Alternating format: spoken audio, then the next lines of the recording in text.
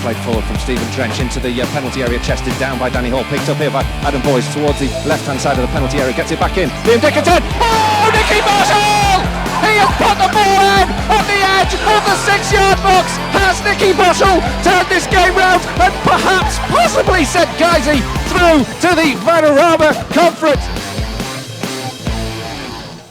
Welcome to Guiseley Radio, and finally in 2016, welcome back home to Nethermore. Tonight's game is an FA Trophy 4th round replay against Dover, against whom the Lions were so very nearly victorious on that long trip south a couple of weeks back. The rains came last week and scuppered our plans, so we gather here tonight to decide who'll be travelling to Stourbridge or Nantwich in the quarter-finals. The weekend just gone brought an unexpected bonus of only the Lions' third away win of the season, and Dover coasted to a 4-0 win over Neil Aspin's Gateshead, but after 2 draws at the Crabble this season, the Lions will not fear this Dover side, and will be looking to bag a place in the quarter-finals and that £7,000 prize money that comes along with taking one step closer to Wembley. You can tweet us tonight at Guiseley Radio throughout the game, and with full match commentary from Chris Bell and Colin Robertson. This is Guiseley Radio, and finally, this is Nethermore.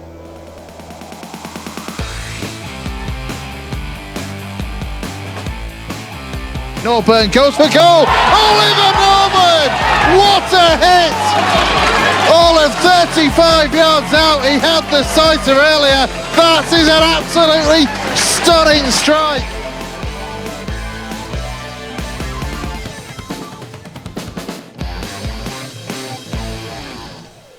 Good evening, ladies and gentlemen, and welcome to Guiseley Radio. My name's David Kendra. I'm joined tonight by Chris Bell for tonight's 4th round FA Trophy replay match against Dover Athletic. Joining me tonight is Chris Bell. Chris, how are you feeling about tonight's game? First things first, it's great to be back. It's great to be back at Nethermore. I think we'd all forgotten where it was, what the place looks like. The amount of people that I've seen turning up tonight that have kind of greeted each other as if they literally haven't seen each other for years. It's been that kind of, what's your name again? Oh yeah, nice to see you. How was Christmas? It really has. It's been a lovely atmosphere actually going around the ground tonight. Everybody really just giddy, delighted to be back at Nethermore after what was 8 weeks and 2,000 miles of so many away trips. Yeah, 2,400 or something along those lines of away trips. Something ridiculous, and still Simon Wintle's in shorts. In terms of the game, cautiously optimistic, which is always a bit dangerous as a Guiseley supporter. Get off that fence. Come on, this is doable, isn't it? It is. That's why I'm slightly nervous. In fact, that's why I'm very nervous, because, you know, we've been given what on paper, and let's be honest, it is only on paper, is a kind draw in the next round. You know, we can't, maybe a bit harsh to say that, because Nantwich beat Park Avenue 5-0, for example, and Park Avenue aren't a bad side. And Stourbridge have beaten some National League sides as well. But we've been handed a good draw. If we can get through this, get into the quarter-finals... We're at that point in the competition now where it's very enticing, isn't it? It is. It's just one win over some tricky opponents, and suddenly Wembley's just around the corner. Possible. I can almost see the arch. Yeah, you know I can see under that arch? Halifax Town. That's who I can see under that arch. It's bound to be. Yorkshire Derby at Wembley, who'd say no? Well, we saw John Helm, didn't we, as he was coming to the stadium earlier on, and he kind of said it's going to be Halifax if we make it. If we get to Wembley, it's going to be Halifax, isn't it? Get through tonight. But I don't think we've nothing to fear from this Dover side. I mean, we went down there. We've got a very creditable 0-0 draw previously. We could and should have beaten them, a couple of weeks back in that first leg. Frankly. Not really. If we could have held out just that extra bit. But, football's not played over 90 minutes anymore, Chris. It's played over 96 or 97. And, maybe the luck of the draw was against us on that day, but... So we've just got to get them back up. Yeah, but they won't fancy this. It's a long trip up from the south coast all the way to Nethermore. It's freezing cold out here. They surely aren't up for this. You'd hope so. I mean, they've alleviated the long, treacherous coach journey by coming up on the train, apparently. So well, that's just cheating. They've done things that as easy as possible, which is what you'd expect them to do, frankly. For Dover, though, off the back of a comprehensive 4-0 win on Saturday against a good Gateshead side, this is a very difficult prospect. But the way we've been playing of late, a little bit of decent form, if you take out the defeat at Lincoln, we've been on a good run in 2016, a very good run in 2016. And with an excellent performance at the weekend and only our third away win of the season. And we spoke to Mark Bauer after that game.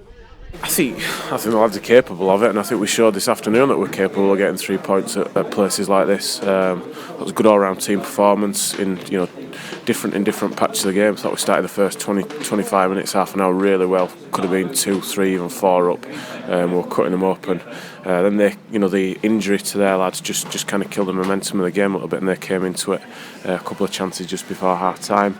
And then we expected the onslaught to come in the second half, because obviously they're a good side. They've not lost for a long time here, and they're challenging to get in the playoffs. So we knew it was going to be tough in the second half, but the lads defended really well.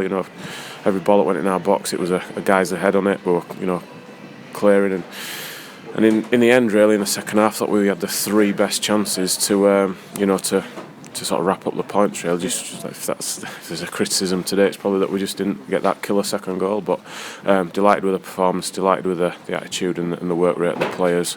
Kept going right until the end for us, and it's a great 3 points for us. Yeah, a game where defensive duties were important, but so was the attacking momentum. And Emile Sinclair was excellent today, and the combination between him and Liam Dickinson seemed to work a treat. Yeah, especially that first 25 minutes. They just could not live with the two of them up there, and created several openings. Will Hatfield bursting through from midfield, got on the end of a couple as well. It was they worked well together. You saw little bits of it last week at Dover. And they carried on today on a nice surface, and the lads managed to get down and get some good service to them as well, and combined really well for the goal. Emile going through on goal as a striker there, you could have forgiven him for shooting from where he was, but the better option was the pass, and you've got to give him a lot of credit for picking out that pass, and also Dicko for getting up there and sticking it in for us. Some unbelievable saves at the Woking end of the pitch, but equally from Stephen Drench, an absolutely superb save to deny them late on in the game. Yeah, he's made some good saves throughout the game for us, and when you come to a place like this, that's what you need. Terrific save, that one in particular.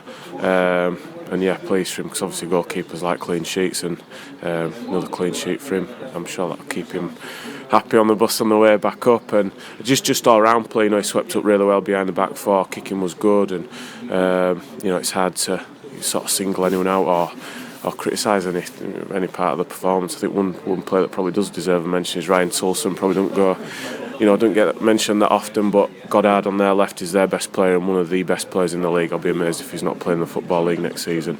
I thought Tully did a top job on him today. To come here and get a clean sheet, we need to stop their best player, and he's done that for us. So pleased with that. Brilliant all-round team performance, and we'll look forward to Tuesday. Because you've rang in the changes in recent weeks, obviously bringing in Emile Sinclair and loan, but also you've had to let Wayne Brooksby leave the club. Are you able to give us a bit of background to that? Yeah, Wayne was started the season, played plenty of games early on, and just probably didn't quite work for him. Touch unlucky maybe at times, but I think you look at the opposite end of the scale. Gavin Rother didn't start the season; he came in, and Gav's going through the stats. Gav's got 10 assists and 3 goals, which that's what will win you games, sticking a ball in the net. And Wayne wasn't in the team at the time, and he's one of those players who needs to play week in, week out. He wanted to move on, and we allowed that to happen. He's been an absolutely fantastic servant of the football club. Never forget for an hour at Ferriby in a playoff semi-final with a shattered cheekbone. That in a day where footballers roll around on the floor, that's a true man there. And wish Wayne all the best. Hopefully he can get up with Ferriby, and we might see him in this league next season. Plus, Ferriby won the FA Trophy last year. Can we emulate that this year? It's Dover again on Tuesday night. Well, I think they've had a very good win today. Dover, they've beaten Gateshead 4-0, and having played them twice, we know that they're a very good side. So it's going to be very tough. I think all 4 sides, that ourselves and Dover and Nantwich and Stourbridge, will be looking at it thinking we've got a real chance of getting to the semi-finals, but no point thinking about that one. We've got a big job to do on Tuesday. The lads can take a lot of heart from the last couple of performances, and we can go into the game with some confidence, and look to put them under pressure like we did today. We're close to winning it down there. Let's make that final step and get the job done on Tuesday. So a big job indeed, and as the teams come out here at Nethermore, a quick reminder just before kick-off tonight, we will be having a minute's applause for Supporters Club Secretary Craig Shiston, who very sadly passed away just before the original fixture at Dover. I'll quickly take you through tonight's teams for the Lions. For Dover, Mitch Walker, number 2, Sam Magri, number 5, Sean Raggett, number 6, Richard Orlu, number 7, Ricky Modeste, number 8, Liam Bellamy, number 9, Ricky Miller, number 16, Tyrone Sterling, number 17, Nicky Devidic, number 18, Jack Parkinson, and number 23, Stephen Payne. On the bench, Chris Kinnear, Tom Murphy, Dwayne Achiampong, Mitch Pinnock and Lee Hook. For the Lions tonight, Stephen Drench in goal. Number 2, Ryan Toulson. Number 4, Danny Lowe. Number 6, Jake Lawler. Number 11, Gavin Rothery. Number 12, Danny Hall. Number 14, Will Hatfield. Number 11, Liam Dickinson.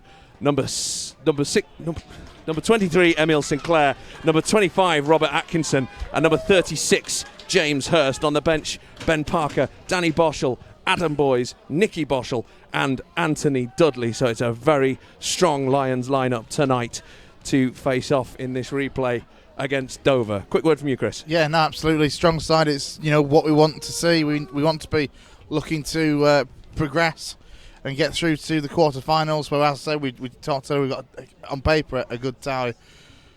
But it's going to take a big performance from Matt Bauer's side tonight if we are to progress. And of course, may as well get out of the way. This could go to extra time and penalties. Settle yourselves in, folks. We could be here for the long haul.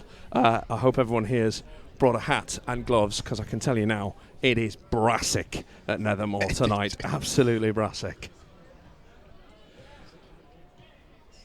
So the teams are out on the pitch, currently warming up. The referee's placed the ball into the centre circle, and the teams will gather around the centre circle for the minute's applause for Craig Shearston, who will be very much missed around Nethermore. Was a big figure, a very well-loved figure at Guiseley AFC.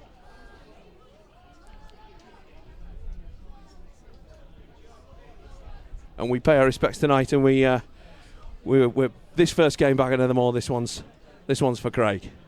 And hopefully, come on Lions, a win into that quarter-final draw against Nantwich or Stour Bridge. Yeah, as I say, it's a good tie.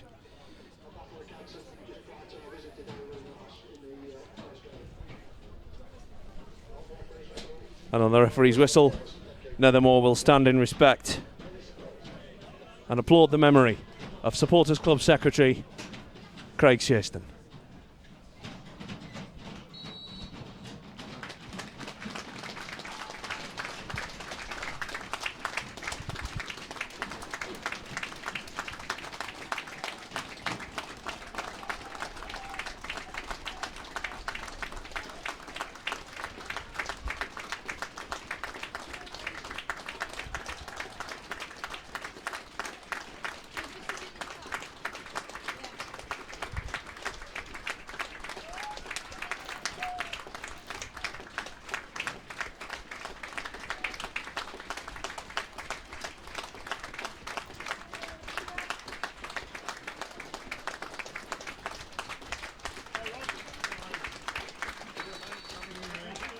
Referee's whistle blows and tonight's game is about to get underway. I'll hand you over for full match commentary. Remember, you can tweet us at Guiseley Radio. We'll be taking you through tonight, Chris Bell and Colin Robertson.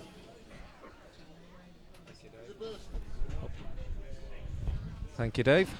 And we're now just about ready to get lined up with very heartfelt minutes of applause, and it wasn't the same tonight coming in without Craig knocking around.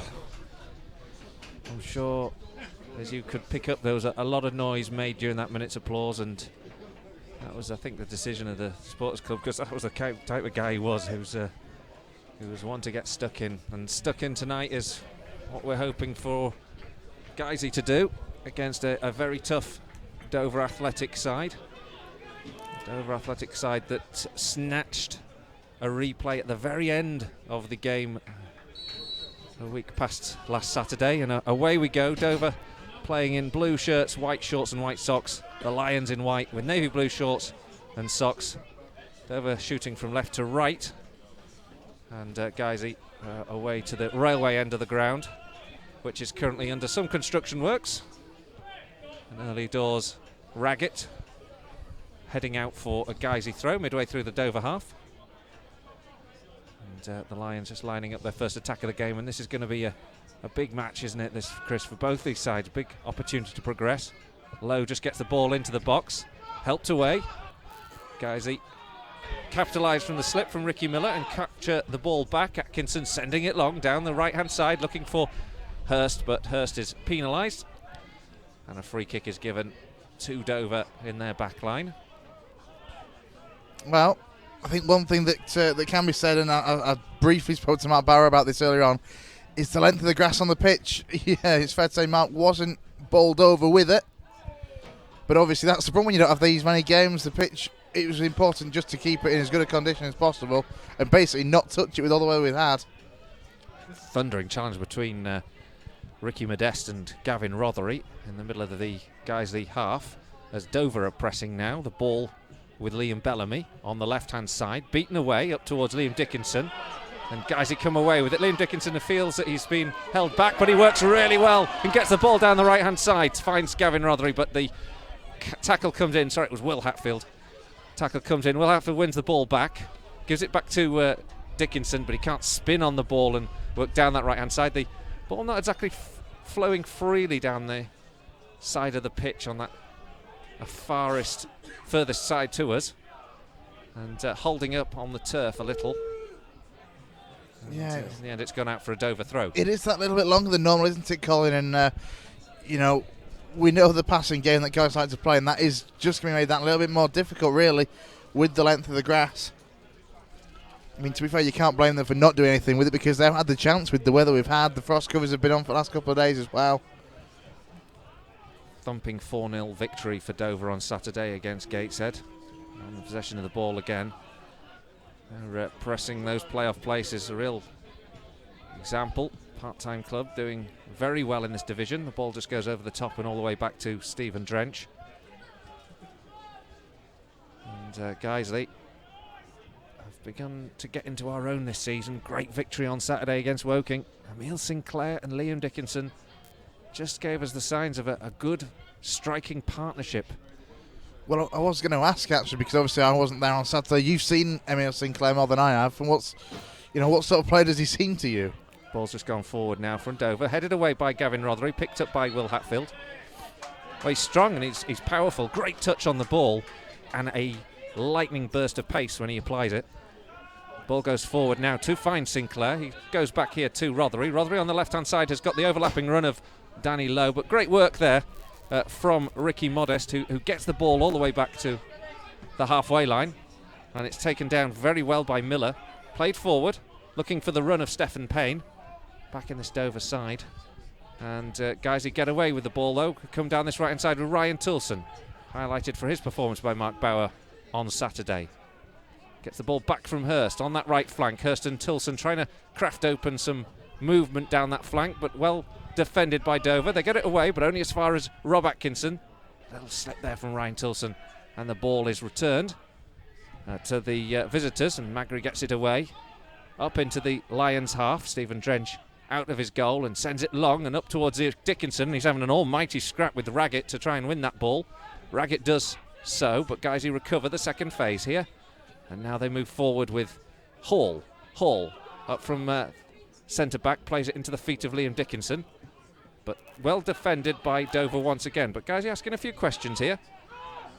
Now Rob Atkinson plays it forward, but it's again beaten away, and the ball goes long, and it's hoping for Miller to get through on goal, and Danny Hall collides with Ricky Miller. It's a big shout from the visitors, but the referee waves away any notion of a free kick, and Guiseley come away with the ball, and Liam Dickinson on the halfway line scrapping for it now for the Lions.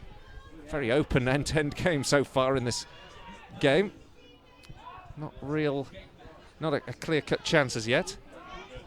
Goalless in the first 5 minutes. Danny Hall stepping forward, trying to run with the ball forward, and robs Modeste on the...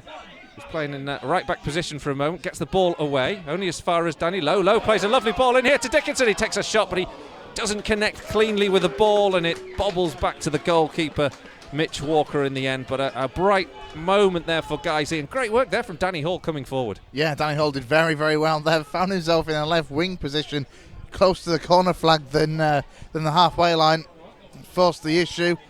Ball came to Dickinson. I don't know why he struck it first time. He had a little bit more time than I think he thought he did. He could have possibly tried to get out of his feet and get some power in the shot. But it's a good start from Guiseley. Bright so far. Modeste now on the ball for Dover. The ball down that right-hand side, looking for Ricky Miller, who's charging down that right flank, up against Hall. Has a slip, does Miller, but recovers really well, gets into the area. Brilliant tackle comes in from Danny Hall to take the ball off the Dover frontman. And he clears. Second phase won by Dover, and Dickinson gets a challenge in, puts the ball out for a throw. And Magritte now will take the throw for Dover. Midway through the Lions' half on this near side to us. Magritte cuts infield, plays it back here to Raggett. Raggett chips the ball into the box beyond the on-run or running in of Nicky Deverdix, who can't get hold of the ball, and it goes behind for a goal kick. Scored an absolute beauty, didn't he, Nicky Deverdix, against Cheltenham, wasn't it? It was Cheltenham, yeah. BT Sport game. They've got a lot of talented individuals. We've had to know, they are where they are in the league for a reason. The striking force of Ricky Miller and Stephen Payne, in the form of Ricky Miller, something that we know well, obviously, for his days at Boston United. But they've got a lot of attacking threat. There's a rather clumsy challenge by Mill Sinclair. It really should have led to a free kick. It was Richard Orlew, I think, who was the recipient of the challenge. Yeah, I think Sinclair came out slightly worse. He certainly felt it when he was putting the challenge in. Referee's not given anything. It's out for a throw anyway to Dover in their own half in left back position. Well, actually, it's up sort of midway in the Dover half. It's played down that left flank and knocked out by Atkinson. Halfway line now for Dover throw. Dover just beginning to get a bit more of the ball after the first few moments where Guiseley had a good spell in play. And they move it down that left flank, and again it's been knocked out of play by Atkinson. And another throw to Dover. The ball midway through the Lions half on the left flank.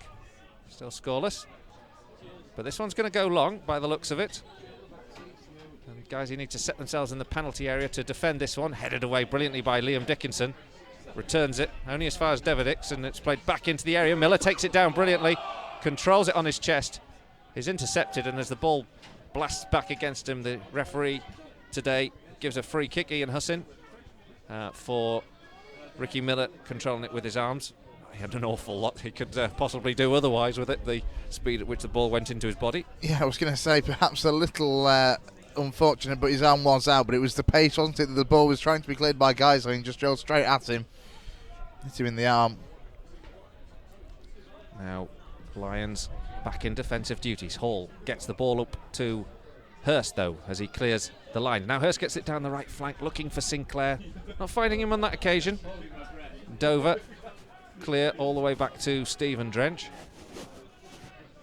Drench away here. Lovely ball into Gavin Rothery, who takes it down well on the left foot. He's pushed back to the touchline, though. Has to go back to Danny Lowe. Guiseley holding on to the ball. Lowe sends it back to Stephen Drench, who's chased down by the forever running Ricky Miller. And a poor touch comes in there from Jack Parkinson, but his clearance goes all the way back to the goalkeeper anyway. And Dover start again from the back. It's a firm wind here tonight, as well as being bristly cold. Atkinson takes possession of the ball and sends it back here to Danny Hall. Danny Hall gets it up to the halfway line. Sinclair will look for it, bounces off Orlew and Parkinson in the middle of the park, but Dover recover, and then goes long down the right channel, looking for Modeste, but over him and out for a Guiseley throw in left back position.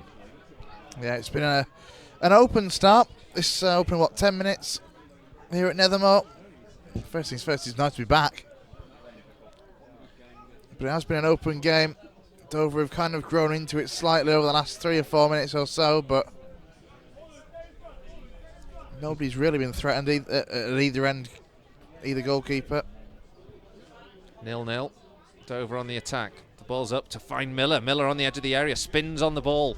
Dispossessed though by Danny Hall. Under pressure from Atkinson. Guys, you defend it well, but that's a poor clearance from Hall. Gives it straight to Parkinson, and he sends it down that right-hand side. It's that man Miller again. He finds Modeste. Modeste on the right flank, tries to cross. Blocked by Gavin Rothery. And it's now a Dover throw. Again, midway through this Guiseley half on the right-hand side as they attack the Lions' goal. Eventually, the ball will be released and back into play, but it's all static for a moment. Modeste is the option that Magri chooses, and in the end it's flicked on and out for a goal kick. Yeah, that came to absolutely nothing. I think Dover will be a little bit disappointed with how that turned out, but for Guiseley, it's danger averted. Still scoreless if you're just joining us. Guiseley and Dover in this replay on the FA Trophy. Nobody's had a clear-cut chance as yet. Bitterly cold here at Nethermore. The first game we've played, another FA Trophy replay. Last league game was in November.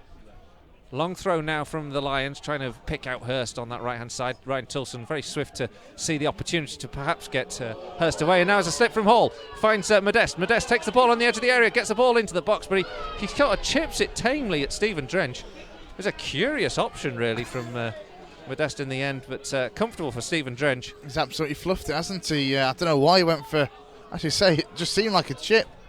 He just didn't get anywhere near the power or direction he would have wanted to if he was going to execute something as delicate as that. But I think Dover will see that as a bit of a half chance, really, because Ricky Modeste had done well.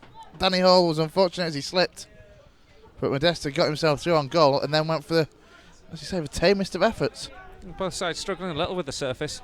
It's a ground, obviously, that's not had any football, if you think about it, since December. December the 15th, burst goal. So that's what, 2 months ago, isn't it? And the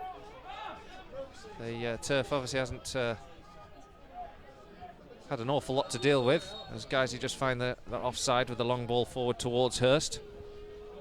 Raggett will take the free kick, or in fact he'll leave it for the goalkeeper Mitch Walker, and as a consequence both sides just struggling to get the ball when it's down on the ground and under their feet under control. Dover now have the ball on the edge of the 18-yard box, and Miller takes a driving, grasping shot that's palmed away by Stephen Drench. It falls back into Danny Lowe, but that was almost first blood, because it was a great strike of the ball there from Ricky Miller. Stephen Drench, in fairness, watched the flight of the ball well and would have been disappointed to have let it past him. But Dover just showing their attacking prowess early doors as Guiseley are forced back into knocking the ball out, and it's going to be a Dover throw down the right-hand side, just about level with the penalty spot. A throw that will be taken short and given to Devidic here on the right flank. The ball back in towards the edge of the area where Miller's aiming to win it. Orlu now steps across, but Emile Sinclair, having to work all the way back to the edge of his D, wins the ball back for Guiseley. Now Tilson trying to work it down that right flank. He's challenged. The ball goes out, and it'll be a Guiseley throw on the halfway line. Excellent work there from Emile Sinclair to get back and help out recover possession, as well as Orley was trying to get forward for Dover. And he played a really good ball out to Tilson as well. Hatfield now on the ball. Can't get it past Parkinson. It's gone out for a Guiseley throw midway through the Dover half on the right-hand side. Played down that flank, looking for Dickinson. Cut out. And well worked here by Payne on that far side. Gets it out for a Guiseley throw. Again, played forward up towards Sinclair. Sinclair gets the flick on, but can't find a man in a white shirt. It's cleared. Picked up by Jake Lawler, and back here to Atkinson. Towards Liam Dickinson. Now Guiseley making some headway down the right flank with Hatfield. Back here to Jake Lawler. No space on the ball though for the Lions. They're closed down very swiftly. There's hard-working Dover side, and goes all the way back to Stephen Drench. Guiseley now having to get back into defensive shape, but the ball's recovered by Atkinson. Sends it back to the goalkeeper. Payne chases it all the way down. Makes Stephen Drench take the first touch clearance. And then it's sent back down towards Modest as Guiseley again forced into defensive duties. Jake Lawler steps over, puts the ball back to the Guiseley keeper, whose clearance is headed on by Olu, and then knocked out for a Guiseley throw between Deviditz and Danny Lowe. Still scoreless. 15 minutes gone. Dover have had the best chance. A shot saved from Stephen Drench. There has just been the one chance at either end, really. Liam Dickinson early on for Guiseley, when perhaps should have taken a touch and tried to do a little bit more with it than he did. And then, as you say, the effort for Ricky Modeste was peculiar. Looked like he went for a peculiar chip option. You have to have a tip of the hat to those Dover fans. It's a long way to come, isn't it, on a Tuesday night?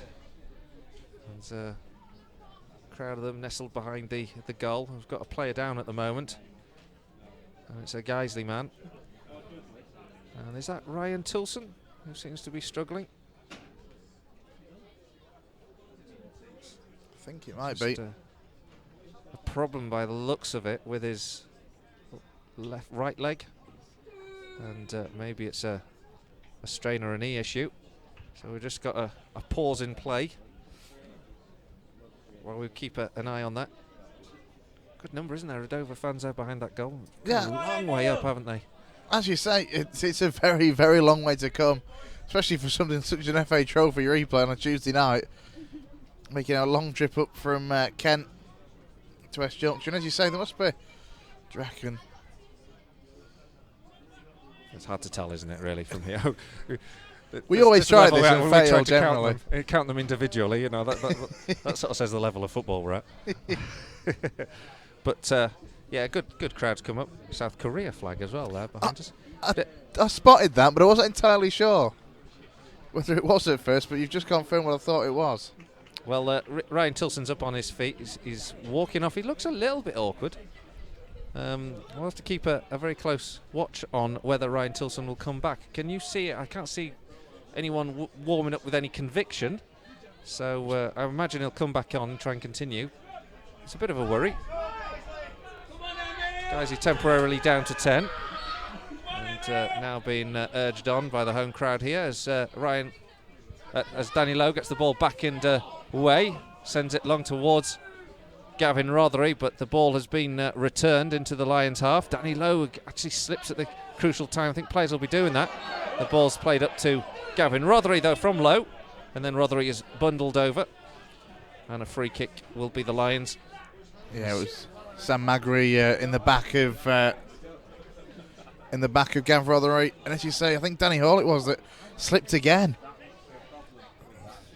So he needs to tighten his studs in his boots. We'll do his laces. One of the two. Still, guys, you have the ball now. It's in left-back position. Stephen Drench come all the way out here to take the free kick. He sends it long with his right foot up towards the edge of the 18-yard box. Olu absolutely dominant in the air there. Heads the ball away. And now the ball's whizzed forward up towards Miller. Helped away by Atkinson. Picked up now by Deviditz on the left flank. He plays it up towards Miller, who then charges into Atkinson, and Rob Atkinson goes to ground, and it'll be a free kick to Guiseley in right back position. If I'm completely honest, I would have expected Ricky Miller to have just bounced off Rob Atkinson, because Ricky Miller is, what, 5'7", 5'8", maybe at best, up against someone the size of Rob Atkinson, but Rob Atkinson went down like he'd been taken out by a train. But I think it was a free kick. There's been a goal, by the way. There's been a handful of National League games. Gateshead are leading Eastleigh by a goal to 0. Oh, interesting. So that'll please Dover fans. Eastleigh, of course, competing for the playoff places. As our Gateshead with an outside chance, but Gateshead put to the sword, as we said earlier on, 4-0 by Dover. Guys, who get the ball forward. Now it's run through to Gavin Rothery for a moment, but the ball just wouldn't flow on the floor towards Sinclair, and it gave Dover the chance to clear, and it's picked up now as they come forward with Payne taking a shot from distance. Stephen Drench nonchalantly goes to ground, and the ball just seems to go past that left upright, but Drench sounds so often, he looks so casual on occasions, doesn't he? A little bit too casual there, because that certainly seems a lot closer to than Stephen Drench certainly seemed to think it was. He knows what he's doing. Couple of goals in the north. Hensford leading North Ferriby by a goal to 0. Then it's Lowestoft 1, AFC Fylde 0. Speaking of long ways to go on a Tuesday night. But yep, Lowestoft leading Fylde. It's the east-west journey, isn't it? Of probably the worst east-west journey you could have on a Tuesday night. So Dover pick up a free kick from the resulting clearance from Stephen Drench. So again, the Lions will be working hard to keep this one out. I think they're going to have to do without Ryan Toulson. I was going to say the board is up. He's down on the ground. Like you say, there is a red glow in the fourth official's face on the far side. And yeah, I think Ryan Toulson's evening is over. So what do you make to that? What would you do? Logic says Ben Parker. But then I'm trying to work out who you'd push across the right back. Well, it looks like it's a number 3. So Ben Parker it will be, I would imagine, coming on now. Naturally, defender. And so we'll see how the Lions resort. And there's just a wee inquest going on. James Hurst probably could drop back, you'd think, as well. And then possibly resort the midfield. So Hurst maybe drop back to right back. And then you could possibly either put Hatfield or Rothery pushing out on that right-hand side, perhaps. So Parker to the Parker left. to the left of the midfield, yeah. Rothery or Hatfield onto the right. As it is, Parker's taken up a position on the edge of the D, almost as a centre half to pick up a marker. In that case, it's Ricky Miller. As the free kick now comes in towards the penalty area, headed away, but back into that box by Devidic, and then Parkinson chasing after it for Dover. Guisey managed to hoof the ball clear up to the halfway line. Only blue shirts to receive the ball. In this case, Sterling sends it long up towards the edge of the D, nodded on there by Raggett before Guisey clear again, and it's backs to the wall for a moment here from the Lions. Still 0-0, but Dover asking a few questions here with the long balls into the box. 22 minutes gone. Magri now with the throw on the right-hand side. Takes it short again and plays it up towards the edge of the 18-yard box, but this time Jake Lawler has time to head clear. Poor touch from Emile Sinclair, though, gives the ball back to Dover. And then the clearance finds Liam Dickinson. The Lions just not on the same wavelength up front, though, at the moment. And Dickinson does get it out to the right-hand side to Gavin Rothery, but he's not really able to go any distance as Liam Bellamy challenges him and wins the ball. In the end, I think the referee has spotted that it went out of play. Dover concede the throw. What have we got? 23 on the clock. Am I right in thinking then this is going to be the most football that Ben Parker will have played for a very long time? Yeah, it will be, won't it? Possibly a tough evening. As it is, it's not really working very favourably when Guisey go forward at the moment. The ball holding up on the grass. As he said, I don't think this is any sort of deliberate pitch conditions to favour Guisey. I think it's rather working against us at the moment. The ball forward now with Devidic, who chips the ball over the top. Miller for a moment, clean through on goal. The flag on the near side from Lee Doughty. The assistant referee a little late, but correctly goes up. And it'll be a free kick that Stephen Drench will take. Yeah, it certainly took a moment or two, didn't it, for the referee's flag to go up. It was one of those, oh, heck, he's not going to put this up, and then he did, thankfully. But as you say, it's not really, since that opening 7 or 8 minutes, Guiseley have struggled really to stay in this in terms of, amount of possession in the play. No real chances at either end, but Dover has certainly had the better of the possession, I think, over the last 10 minutes or so. We've struggled to impose ourselves on the game, actually, since the first 5, as you say. Back underway. The ball up to the halfway line, chipped on by Miller. Payne is chasing after this one. Danny Hall gets a touch on it. Stephen Drench takes an awkward one, and then there's a challenge by Drench on Miller. Miller's furious about it. Drench went to lunge for the ball. Miller would have been through past him, moving away from goal. Referee is calling over Stephen Drench. This looks a serious moment here for Guisey. I cannot see, though, that this is a red card. This can only be a yellow at worst. But Stephen Drench made the effort to win the ball after the ball bobbled under his feet, didn't it? And he struggled to complete the clearance. The referee still calling the goalkeeper over. And still surrounded by Dover players imploring him to send him off, I think. It's got to be just a yellow at worst. He was going away from goal. I think. I love that. I've just seen the referee check the back of Stephen Drench's shirt as if he didn't know what number was on it. That is spectacular. So Drench does get the yellow card. That's unfortunate. The ball went back to him. The ball bobbled right in front of him.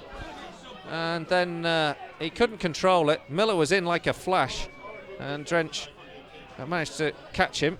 Ball going away from goal. But Guiseley now have an awful big task on here because Dover have a free kick in a very good position. It's to the right of the D, just a couple of yards up from the edge of the penalty area. It's Nicky Devidic who stands over, the captain for Dover, and he's got 4 men lurking on the penalty spot roughly. He's also got a wicked left foot as well. And we've seen how he can strike a ball, haven't we? So here we go. Referee lines up the 2-man wall. Sorry, Stephen Drench lines up the 2-man wall. Referee lines up the free kick. The whistle goes. Devidic strikes it with the left foot. It goes up in the air and then dips, but Stephen Drench is underneath it, claims it. And Guiseley can start again. But it's not exactly comfortable watching. Not exactly comfortable watching early doors here. Ball lofted forward. Emile Sinclair is the target man. And Guiseley still can't make it stick up front. And it's back here with Modest into the feet now of Payne. Payne to the left-hand side, tackled here by Hurst. Back it right back now. And he looks ahead of him. Sends it up towards Bosch, to Dickinson. And it's chested down by Dickinson, but not won. Ben Parker goes searching for the ball, but he won't win it. Parker, of course, playing left midfield. Helped away by Rob Atkinson.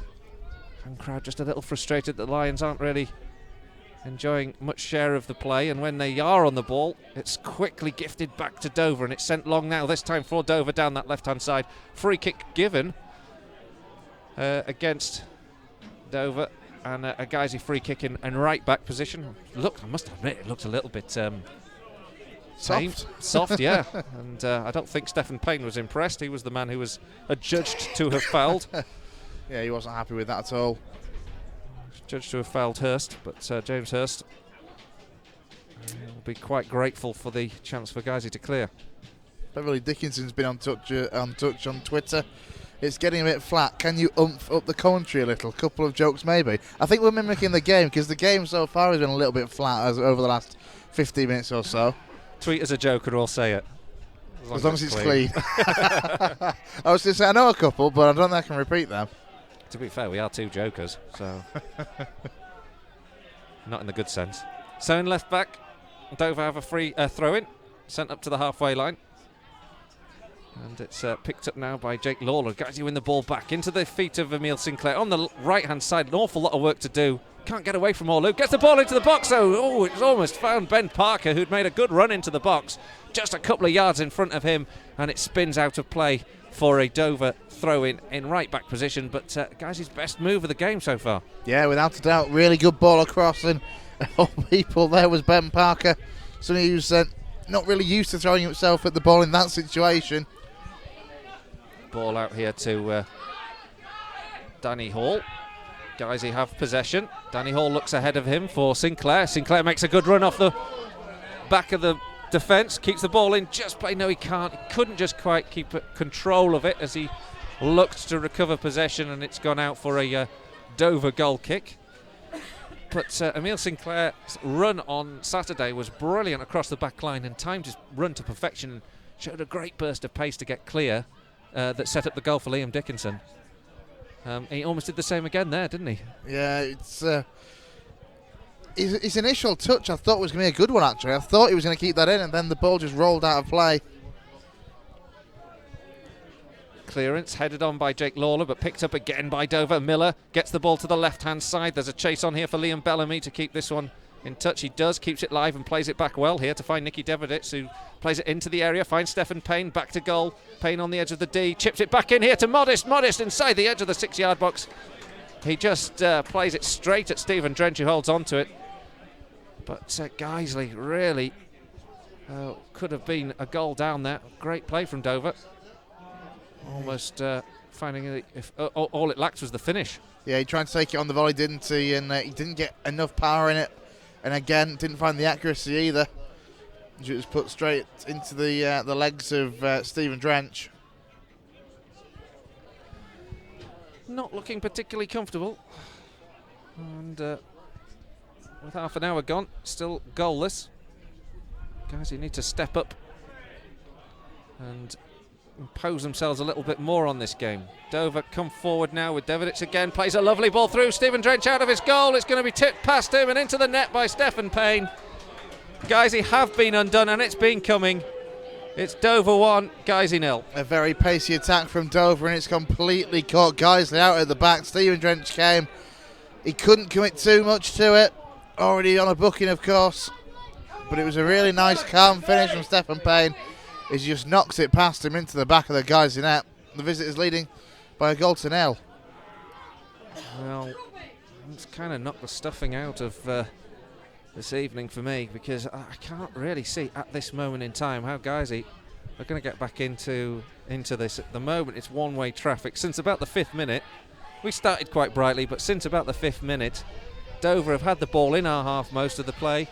They've had most of the opportunities to play the ball into the box. They may have failed on a couple of moments to capitalise before then, but realistically, the goal is deserved, and Dover are 1-0 up.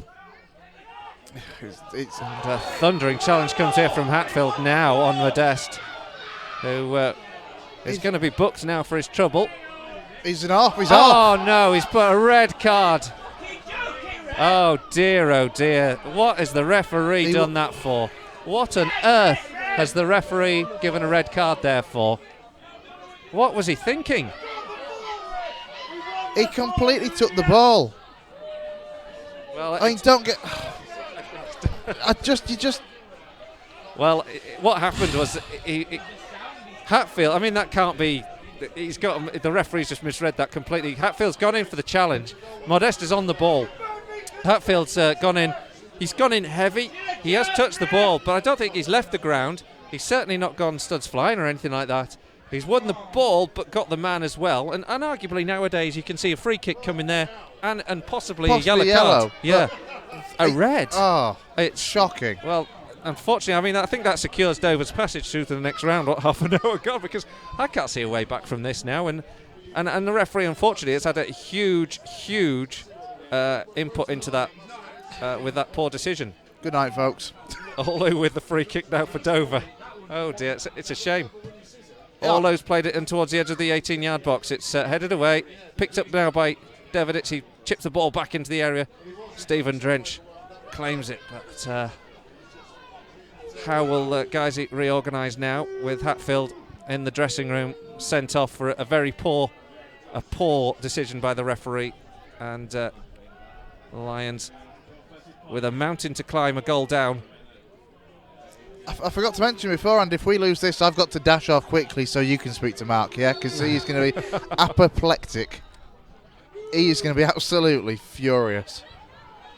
Well, the guys, they have conceded a free kick. I'm not quite sure how. We were looking down ahead of us because the ball was played down the right flank. There's a free kick has been given to Dover inside the centre circle, and it's going to be Tyrone Sterling to take. To be fair, no dispute the decision from the Guiseley players, so it's just a late challenge we haven't seen. The Lions again backs against the wall. They're all on the edge of the 18-yard box. Emil Sterling is Sinclair, the most advanced player inside his centre circle, just on the edge of it. The ball's played in towards the edge of the 18-yard box, headed away by Jake Lawler, but going to be helped back in there by Parkinson, and hoofed away by I'm not quite sure who, but helped into the other half. And I was distracted temporarily because I can see Danny Boschel warming to come onto the field. I've just seen that. Second substitute, but the ball's now onto the edge of the 18-yard box, flicked on there by Modeste, chipped away and recovered now by Devidic. And Devidic is up against Rothery to the left-hand side.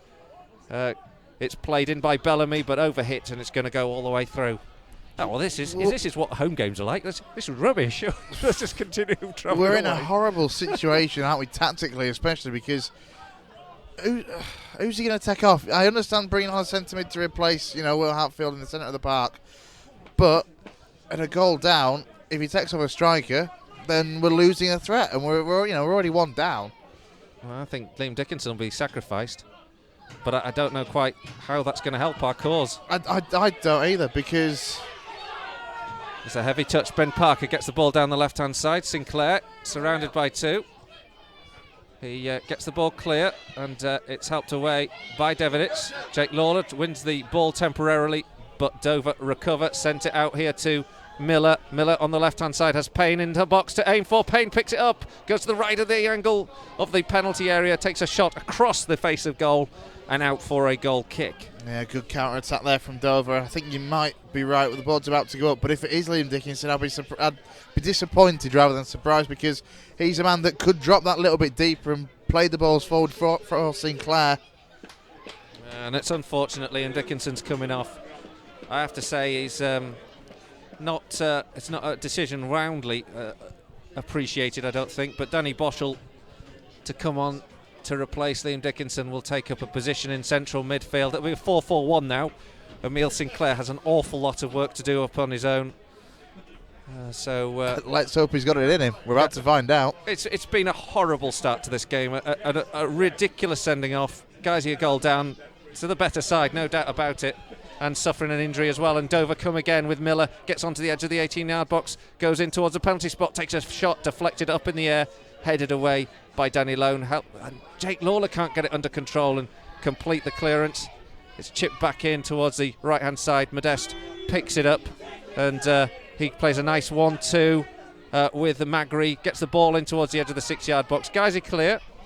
Danny Hall does eventually clear. He takes an extra touch and actually sends it back to Danny Lowe. And Lowe will loft it up towards the halfway line. Helped on by Orlu. And back into the Lions' final third. We're setting our necks to look to the right here for the rest of this half, I suspect, because Dover are shooting that way, and Guiseley just can't get out of their own half at the moment. Ben Parker back into Danny Lowe, up to the halfway line. Sinclair up against Orlu. Sinclair has to chase absolutely everything, and the ball goes back to the goalkeeper, Mitch Walker, who's probably the coldest man on the field this evening. He's not going to see an awful lot of action given the way the game's going at the moment. Won back by Jake Lawler. Just takes a moment though, doesn't it? Rob Atkinson to Jake Lawler. Plays it out to Hurst just on the halfway line. Guys, he's still trailing by a goal to nil and reduced to 10 men now. Sending off of Will Hatfield. Ball played long now. Finds Emile Sinclair on the right-hand side. He's forced away by Orlu, who's an excellent centre-half. It's back here to Hurst. Hurst finds Gavin Rothery. Can Guiseley muster up something here? Rothery on the right flank. He's held up, though, by Bellamy. And then when Hurst goes to win it back, he's intercepted by Payne. And the ball then knocked out into touch. Chance here for Guiseley perhaps to get a ball in the box. There's no Ryan Toulson now to play the long throw, so Gavin Rothery goes short to Jake Lawler, and such a poor combination between the two of them. When we have the opportunities to keep the ball, we've got to do so, and unfortunately on that occasion Jake Lawler's returned it to Rothery and out into touch, and it's a Dover throw. It's just where the hell do you go from here? I mean, we've played 40 minutes-ish, just under 40 minutes. A goal down to 10 men, 2 substitutes already used. Well, it's such a key decision from the referee today, but it's such a woeful decision. He got all of the ball. I mean, Ricky Modeste is one of these players. We've seen it a couple of times earlier on that if he gets the opportunity to go down, he will. I don't put it onto him, to be fair. No. He was challenged. It was a heavy challenge. It just is no way is it a red card, and arguably at worst a yellow, but even that would have been arguably. What gets me though is he was back up and chirping. Yeah, it doesn't have to be hurt for it to be red card, does it? The ball's out now. Yeah, but it has to be a foul. It's sent long. It's picked up now by Parkinson into the box, and it's a good one in for Stephen Payne, who leaps at it. He makes a connection with the aerial volley, but he can't keep it down. It's gone over the bar behind for a goal kick. Tweet us if you like. We could do some entertainment at Guiseley Radio. We're still waiting for some of those jokes, aren't we? Because we need something to make us smile tonight. What's happening in Coronation Street, or I don't know what? Give us something to cheer us up. We're 1-0 down to 10 men. Has Richard Hillman tried to kill the Platts yet, or was that about 15 years ago? I have no idea what you're talking about. You sound too much like you know what you're talking about. Let's go into the scores, shall we, from around the grounds. Altrincham 0, Chester 1, Braintree 0, Borehamwood 0, Cheltenham 0, Kidderminster 0, and Gateshead 2, Eastleigh 0. That's all in the National League.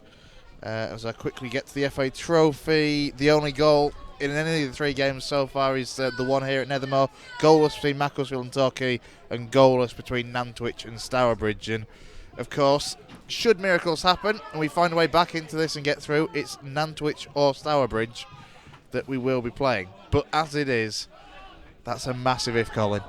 Yeah, guys, he's been picked up again now here with Danny Hall caught dwelling on the ball too long. Ball's played into the box, but Hall recovers well, and this time there's an offside flag up against Miller, and guys, they get the free kick.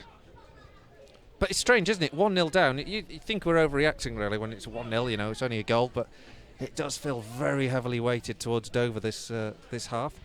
Do you think conditions possibly might be partially a factor? I can't feel with the wind, but it feels almost as if it's coming in Guiseley's favour, you know, to supporting us in this first half, not against us. But I wonder if it's the same on the pitch. Oh, the ball's just gone over the top now. It's picked up by Payne. He's gone past Atkinson, gets the shot towards the goal, but it's a tame effort in the end, and Stephen Drench again claims it. I think this surface is having a arguably more of the impact, I think. You know, as I said, I briefly spoke to Mark Bauer earlier, and I basically said to him, is it me or is it looking a little bit longer than normal? To which his simple response was, don't get me started. Not happy. And it's, I mean, we're used to a short surface that we can zip the ball about and play football, but obviously because of the situations with the weather, etc., it's just in an unusually long state. Now a long ball here, looking for Emile Sinclair down the left-hand side as Guiseley make a referee forward. They've got 3 now coming in support, but Sinclair has to dwell on it.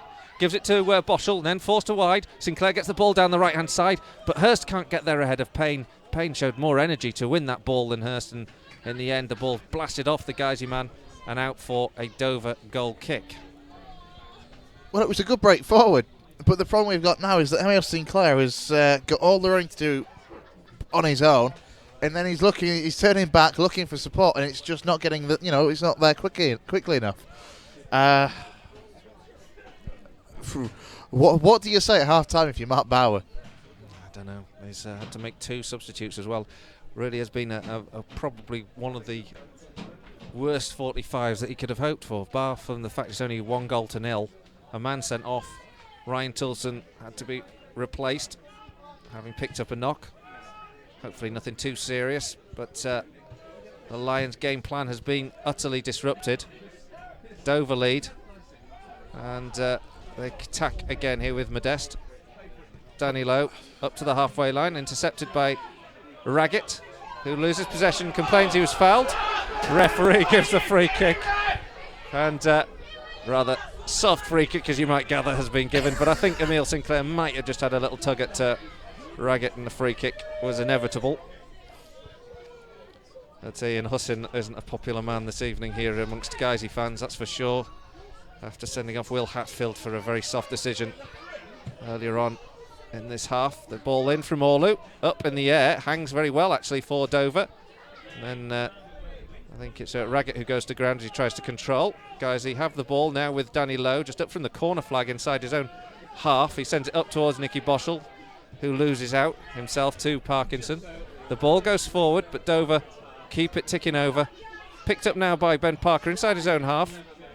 Left midfielder Ben Parker gives it to Atkinson. Danny Lowe goes forward, but guys, you need to find those flanks quickly from the back, and they don't. In the end, they're struggling to get the ball and keep hold of possession, and Danny Hall in the end goes back to Stephen Drench, himself already booked for a challenge as he had to come rushing out of the area before the goal, and clips Ricky Miller. He plays it up to the halfway line now in Atkinson. Guys, again, just not holding on to it. It goes into Emile Sinclair. His first touch isn't able to keep control, and now Stephen Payne comes down the left-hand side, cuts in field, plays the ball into the box towards Modest. Great challenge comes in from Danny Lowe, leading by example the captain there with a great thundering challenge on the edge of the 18-yard box. It's going to be 4 minutes of stoppages as we hit the 45 now, with Dover still winning by a 1-0. And Guiseley reduced to 10. And we've also had an injury to Ryan Toulson to boot. It's all in the visitors' favour at the moment. Danny Lowe will take a throw though for Guiseley. And he will play it up towards Ben Parker. Parker's beaten to it by Magri. So second to the ball too often, Guiseley, this evening. Dover really imposing themselves on this game. Guiseley getting themselves into a mix between Jake Lawler and Ben Parker. Picked up now by Dover. Spent out to the right-hand side. It's Modeste. He's got players to aim for in the box. He plays it out to the back post. He overhits it. It's a chase on, but Davidic will keep it in. He will look behind him to Parkinson, who keeps the ball ticking over. Guiseley make an interception though here with Gavin Rothery, who runs down, or runs straight into a blind alley, and Dover pick the ball back up here. Ben Parker struggling to keep the ball away from Magri. Magri wins the ball off the Guiseley man, gets the ball into the box, and a slip from Modeste. And if anything, Danny Lowe lofts this one clear, headed on, and sent back into the Guiseley half by Tyrone Sterling. And it's out for a Guiseley throw in left back position. Well, when we're going forward, not that it's happening often, but when we do, we've got to rely on basically the wingers to try and get forward and support, because your two centre mids now, Jake Lawler and Danny Bosho, neither of them are attacking minded. They're both your midfield anchor man. So you've got to rely on Gavin Rothery coming in off that right hand side and Ben Parker coming in off the left. And of course, Ben Parker is not a left winger by trade, he's a left back. He's been impressive actually when he's gone on the left hand side, but at the moment we just look as if we're stepping up, not going in for the challenges. Don't know where we are. I was going to say I don't want to be critical, but I am. I don't fully understand the substitution of taking off Liam Dickinson. Danny Lowe takes the free kick for Guiseley. It's a long one into the box, headed away rather too easily, and the ball comes away now with Dover, headed back to the goal by Rob Atkinson, who watches the flight of the ball well, but it's going to be scraps for Guiseley going forward now, and they have to capitalise because they're a goal down, and they have to defend ever so well now for the remainder of this game. Just to follow up my reasoning for not understanding the substitution is that Liam Dickinson is someone who could drop deeper. I mean, we see how much work effort and work rate does he put into defending at times as well. He could drop deeper and can play the balls. It's an attacking option. As it is, we've got two attacking options, three if you include James Hirst, but he's at right back. Davidic wins the ball now for Dover, but good interception from Jake Lawler. He just needs to feel a bit of flow and pattern to their game. Danny Lowe, he's got nobody ahead of him, plays it long in the end, a rather optimistic ball. He's got no options, but Emile Sinclair can't take that one down. Danny Boschel and Ben Parker combine. It's a throw in now to the Lions in the Dover half, and you're almost celebrating that as a Guiseley fan at the moment. The ball's played out by Hall, looking for Hirst. Hirst does well actually to get there first. And he's got few options ahead of him, surrounded by two players. They're closing down ever so well, Dover. Guys, need to keep the ball moving faster, move it more purposefully. Danny Hall on the ball now. Waits until he's closed down by Payne, and Payne wins the ball back off him, and Guiseley now have to defend. Good tackle comes in from Danny Hall inside the Dover half, but Danny Lowe now needs to have an option. He's only got Ben Parker. Parker back here to Hall. And the referee calls time on that half, and the boos go out, and I'm afraid the man in the middle is going to be the recipient of most of those, because Guiseley have been brought down to 10 rather in just form. Will Hatfield sent off. Guiseley went a goal down on 30 minutes when Stephen Payne was put through and slotted past the on-rushing Stephen Drench. It feels a bit like one-way traffic. It feels like it's going to be a long second half for Mark Bauer, and it's hard to see with 10 men, with a makeshift side having lost Ryan Toulson to injury as well, how Guiseley can get back in this one, Chris. Absolutely. This is where Mark Bauer is going to earn his money. If ever there was a time that he needs a massive team talk and to come up with something tactically genius, it's now, because at this stage, down to 10 men, a goal behind against Dover side that, frankly, have kept the ball so well, it's looking like it could be a long evening, but it's only one. It's only one. We've still got that chance, but we need to do something attacking wise to even just try and get some support there, because Emil Sinclair, I almost lost the words, Cole. Well, I don't know, because of course a game can change on an instant, and we were completely and utterly against the run of play, weren't we? Everything was in Dover's favour in that last sort of 40 minutes. 5 minutes was quite bright, wasn't it? 5 minutes. Yeah, 5 minutes in, I'm fairly sure we said it's been a bright start by Guiseley. Yeah, and then after that, it was pretty much all Dover before the sending off as well. It's hard to see just quite how this game can change unless we have something quite spectacular. I mean, I would be tempted, for example. And unfortunately, 2 rolls of the dice have already been played with substitutions, but I'd be tempted to see Adam Boyce come on in this afternoon, in this evening's game. The work rate, that's what it'll give you. It's a good shout. Likewise, Anthony Dudley perhaps has got a good work rate on him and a good pace about him. But as you say, Adam Boyce looks like the best option, but who do you take him off for? Well, again, it's going to be Emil Sinclair if he can't get in the game. But we're 1 down. We can't afford to just have 1 striker at this stage. We may as well go for it and lose 4-0. It's a cup competition. Goal difference doesn't matter. At this stage, I'm almost saying we may as well just go for it. And that's interesting with the substitute, isn't it? Anthony Dudley off could have come on, couldn't he, for left midfield? I just don't understand that. Played that way, hasn't he, before? Yeah, he's playing out on the flanks. I mean, he was on the right wing, for example, on his debut, and he got 2 goals. Sorry, I'm just a little bit. The substitutes have been peculiar for me personally. It's just my opinion. Well, I think it's a tough ask anyway this evening. Let's give it a break for half time. Go get a cup of tea. Let's see if Dave's got some optimism. Calm down, and optimistic Dave Kendra can take us through to the break. Welcome back to Nethermore, home of depression, suffrage and injustice.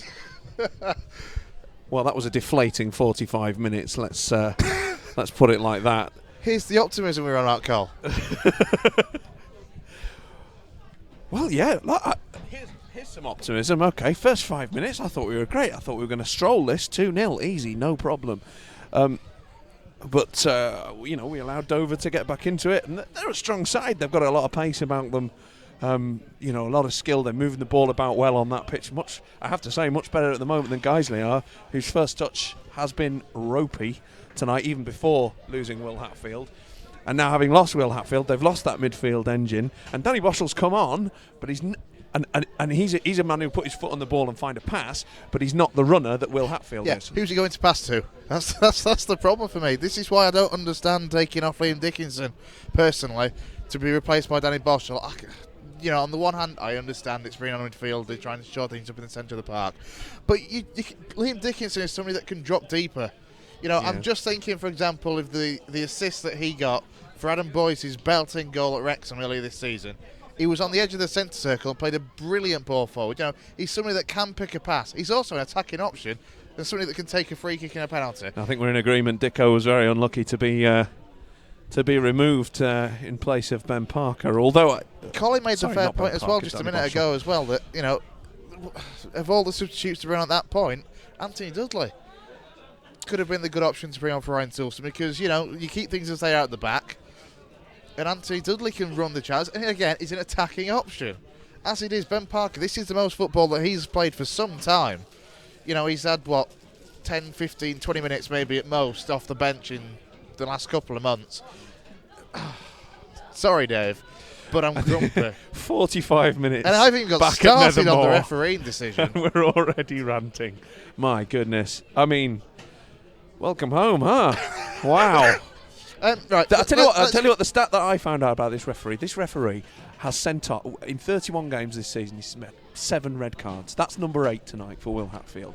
This is a referee who is willing to use that red card and was looking to use that red card. He wants to be the star of the show, doesn't he? And I think I think he's shown his own inconsistency there. And I'm not subject to any fines. I'll criticise him. He's shown his own inconsistency there by not sending Stephen Drench off, because that was more of a red card offence for me. For me, that was more of a red card offence than it was than Will Hatfield's ever was. And the Will Hatfield incident happened right in front of us, and we could quite clearly see that Will Hatfield stretched out a leg and got the ball. It was a tremendous tackle. Now, the referee wasn't far away, not far away at all. But what I think he's been done by is the way that Will Hatfield dived in. I think he thinks he scissored him, because Ricky Modeste went down somewhat theatrically. Like he'd been shot. and the referee's fallen for it hook, line and sinker because he's already looking to send someone off. Yeah, no, I think you. I think you're probably And right. yet again, here we are with a match at Nethermore with another match ruined by an incompetent referee. Yeah, you know, we try not to criticise referees that much. However, tonight you can't. I think there's no positives. There's a lot of anger around about that decision, and we're not immune to it. Let's leave the referee alone 5 minutes. I want to get your take on. I want to leave him alone on the top pitch. of a mountain With no food. Anyway, the pitch. The pitch. What's Looks great. Yeah, but I think it looks look great. at the length of the grass. It's certainly unencumbered by football. It's long though. It It is long long for Guiseley and for the type of player that Mark Bauer wants and can, the side can produce. As I mentioned in commentary, I spoke to him before and I asked him out. Well, I briefly said it's a bit long, isn't it, compared to normal? He said, "Don't get me started." He wasn't happy when he was out kicking a ball around, just testing out the surface. He wasn't happy at all, and I think he's going to be even less happy now. Well, I should think if he's half as furious as I am, he'll be a very angry man indeed. But you might know better than I. They've had the frost covers on in the week. So how much chance have they had to get on there and get that grass cut? Very little. So because maybe we've gone from a spell, but then if we? you take the frost covers off, we've had temperatures of -2, Yeah. -3 overnight. We've gone from We'd one have had a extreme to the cancellation other again. in very quick succession, haven't we? We've gone from a very, very wet period of weather to just a very, very cold period of very weather. cold. And there hasn't been an opportunity to get it cut in between. So I think in terms of the pitch, we might be caught between a rock and a hard place there. You either take the frost covers off and cut the grass, or you leave the frost covers off and the game goes ahead. Because could we have afforded another postponement tonight? I Probably doubt not. very much I mean, that we could. Dover adapted it well, but to be fair to, well, let's be honest, the Crabble surface is dire at best, so they're used to being on a poor surface. It's the sea air, Chris. It's very salty. So they're making light work of this slightly long grass. I mean, this is still a carpet, so in comparison. And the wind was behind us in that first half. Did you notice? Something was on our side. Right. It was the wind. It was the elements. Can somebody please tweet us a positive? Anything that's not me and Dave ranting or me and Colin ranting. Bev Dickinson or being tweeted us. very unhappy. Bev Dickinson tweeted us. She says, "Can you tell some jokes?" Not on air. I don't have any clean ones. Yeah, Stuart Farnworth's also listening in while he watches. I don't know, The PSG Chelsea game. Qatar versus Russia. In some 2-bit competition. I don't know. I'd rather be here watching the FA Trophy. Bev Dickinson's tweeted us again. Someone throw cold water over them, she says. Might move them about a bit quicker to warm up. Well, whatever works, Bev. We'll give it a go. So $1 million question then. Yeah. If you're Mark Bauer, you've got 10 players in there. What are you saying to them? Hey, because we're not in a position to make a half-time substitution, that is for sure. Yeah, well, his hands are tied a little bit on that in that respect. I mean, on the plus side, as Colin pointed out, we've got Boys, we've got Dudley, we've got Nicky Boschel. There's attacking options on the bench if we just want to Why aren't they? throw. Well, because you've got to have some defenders in there somewhere, Chris. You can't just. It's not playground football. You can't just throw attackers on. It's not FIFA. You can't just put 5 up front and hope you'll win. I didn't mean all of them. I just meant an attacking option rather than. Do you know what I mean? Parker and Boschel, It would be great if you could do players that. we've got. But I have to say I was surprised by Dicko coming off. I thought in that situation you want Dicko. If you have to go to one up front on your own, that Dicko's your man. More than and maybe drop Emile Sinclair back a little bit. But you could pull either or onto a wing as well. Either could go onto a flank. I think going back to your original question about Mark, what does Mark say? Sorry, we sidetracked again. I don't think there's anything to be gained by reading the riot act here. If I'm honest, that is an atrocious half of football. The injury to Ryan Tolson is tremendously bad luck. The red card is bad luck on Guiseley's part. And then to concede the goal, they already know what they've done. They already know that that's a terrible goal to concede. That's a shocker. They've been caught cold. So I don't see that there's a great deal of point in Mark reading the riot act. But what he's got to do is he's got to inspire them now to keep tight, to if they have to park the bus for 20 minutes at the start of this half, park the bus and then just throw everything at them. What we have got still is a lot of pace on the counter. We've still got, Emil Sinclair's there, Gavin Rothery's prepared to run at them. We can bring on an Anthony Dudley or a Nicky Boschel for that that level of pace, or Adam Boyce or to chase people down. James Hurst, as in position-wise, as in move him out of right back. Yeah, well, yeah, maybe he's a really good attacking option. And maybe 20 minutes left, you 1-0 down. What the hell? Go 3 at the back. Let's have a go at him. Push James Hurst a bit further up. But in terms of, he's not throwing teacups in there. I'd be very surprised if he was. While we're on, and to fill in a little bit of time, we'll go on through a couple of other FA Trophy scores, which are all 0-0. Macclesfield and Torquay are playing their replay, and Nantwich and Stourbridge, they're all 0-0 at the moment. If we got through, that's a good... Don't torture yourself, Chris. Don't torture yourself. No point. Other National League games tonight. Altrincham 0, Chester 2. That's the latest score. Braintree 0, Boreham Wood 0. Cheltenham 0, a resurgent Kidderminster 0, and Gateshead actually doing Dover a favour tonight by beating Eastleigh 2-0 so far. So they've recovered from the weekend. Glad somebody has. National League North, Tamworth 1, Curzon Ashton 0, Stalybridge 0, Harrogate Town 1. That is a latest score. Harrogate going great guns in the National North. Be good to see them up next season. Hopefully we'll be with them. Lowestoft 1, Fylde 1, Hensford 1, North Ferriby United 0, Chorley, could have been us, 0, Gloucester 1. The Guiseley team are trotting out back onto the pitch, followed closely by the Dover Athletic. We have 45 minutes and only 10 men to turn this tie around. Can the Lions do it? Taking you through the second half, Chris Bell and Colin Robertson. Thank you, Dave.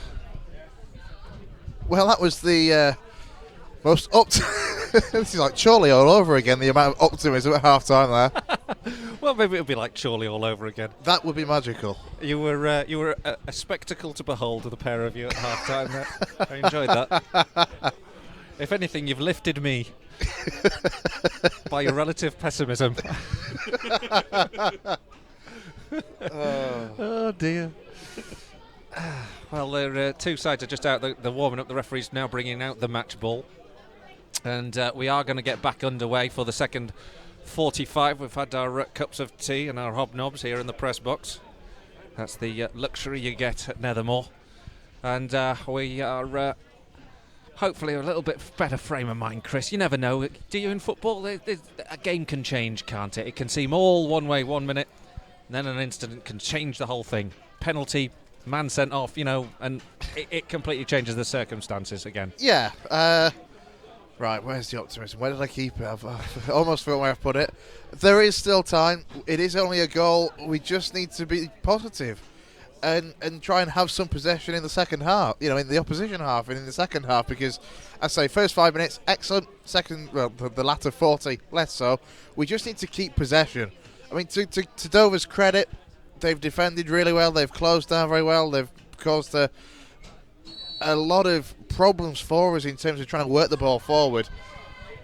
But, we've got to hope that Mark Bowers said some inspiring words or played them some inspiring music or just done something, frankly, to inspire them.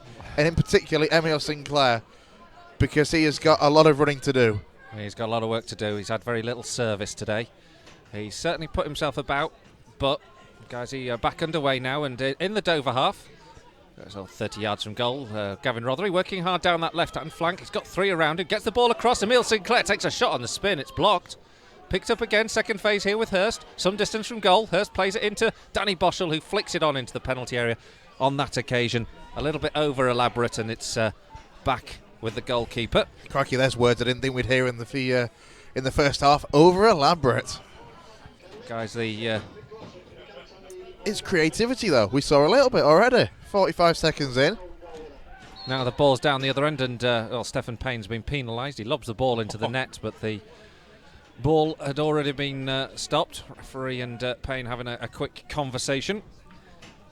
1-0 down, remember, Guiseley, from the first half. Stephen Payne, the man who scored that goal on the 30th minute. But Guiseley then a few moments later were reduced to 10 men when Will Hatfield was sent off, a decision we heartily disagree with. The ball's forward now for Guiseley as the 10 men look to reassert themselves on this game, a game which Dover, in all fairness, perhaps should have been more than one goal to the good. But Jake Lawler battling hard as Guiseley look to have a renewed sense of determination. But now the ball cleared and played down the right-hand side. Raggett goes looking for it, and the referee is unmoved by his appeals for a free kick, I think, and it's gone out for a throw-in on the far side to Dover, about level with the penalty spot. But there was some protest at the fact that Raggett went to ground when he was under the challenge. It was Raggett who was the victim of Will Hatfield's challenge in the first half, if you will say that. And the throw will now come in from this right flank, and it goes long into the box. It's headed away by Danny Lowe, returned to the taker, who will send it in field now to Devonic, and he'll drill one in from distance. It takes a deflection, goes behind, and it'll be a Dover corner on the left flank. The home side backs against the wall still. Is this the first corner of the game? I don't recollect one in the first half, but Can't recall, actually, to be fair, but Dover will take this one from the left-hand side. They've got plenty of bodies in the box to aim for. It's going to be Raggett to take. Sorry, Raggett. It's going to be Modeste, sorry, to take. He curls this one in, and it's claimed by Stephen Drench. Stephen Drench rolls this one out, and there's a chance here for Gavin Rothery to take it over the halfway line if he can control. He plays the ball up in the air. It lands on the edge of the D, chested back comfortably to the goalkeeper, but it was better from Guiseley. Ben Parker was looking for it, at least on the edge of the D. it was a swift attack as well. Got forward with a bit of pace. Long ball again from Dover. Sent up towards Stephen Payne. He misses his touch. Goes out here to Stephen Drench, who goes to claim it and then plays it back in field. Up towards Emile Sinclair on the halfway line. There was a challenge from Raggett, but he couldn't win the header. Dover do win the ball. Hurst chests it down as he recovers possession for Guiseley inside his own half and then sends it long. Groans because the ball up towards Emile Sinclair was rather aimless, and the Guiseley frontman didn't really have a chance of winning that one back.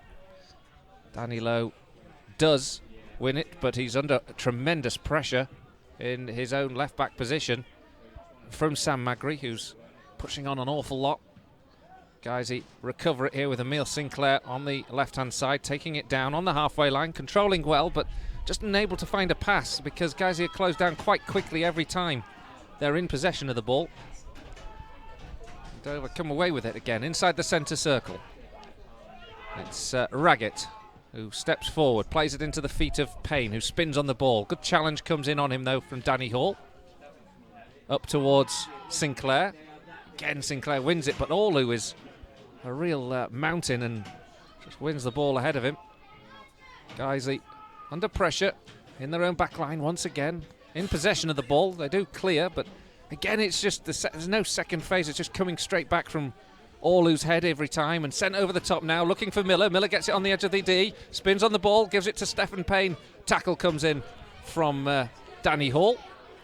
And Guiseley step up, and Danny Lowe, James Hurst rather, looks ahead of him, plays it to Rothery.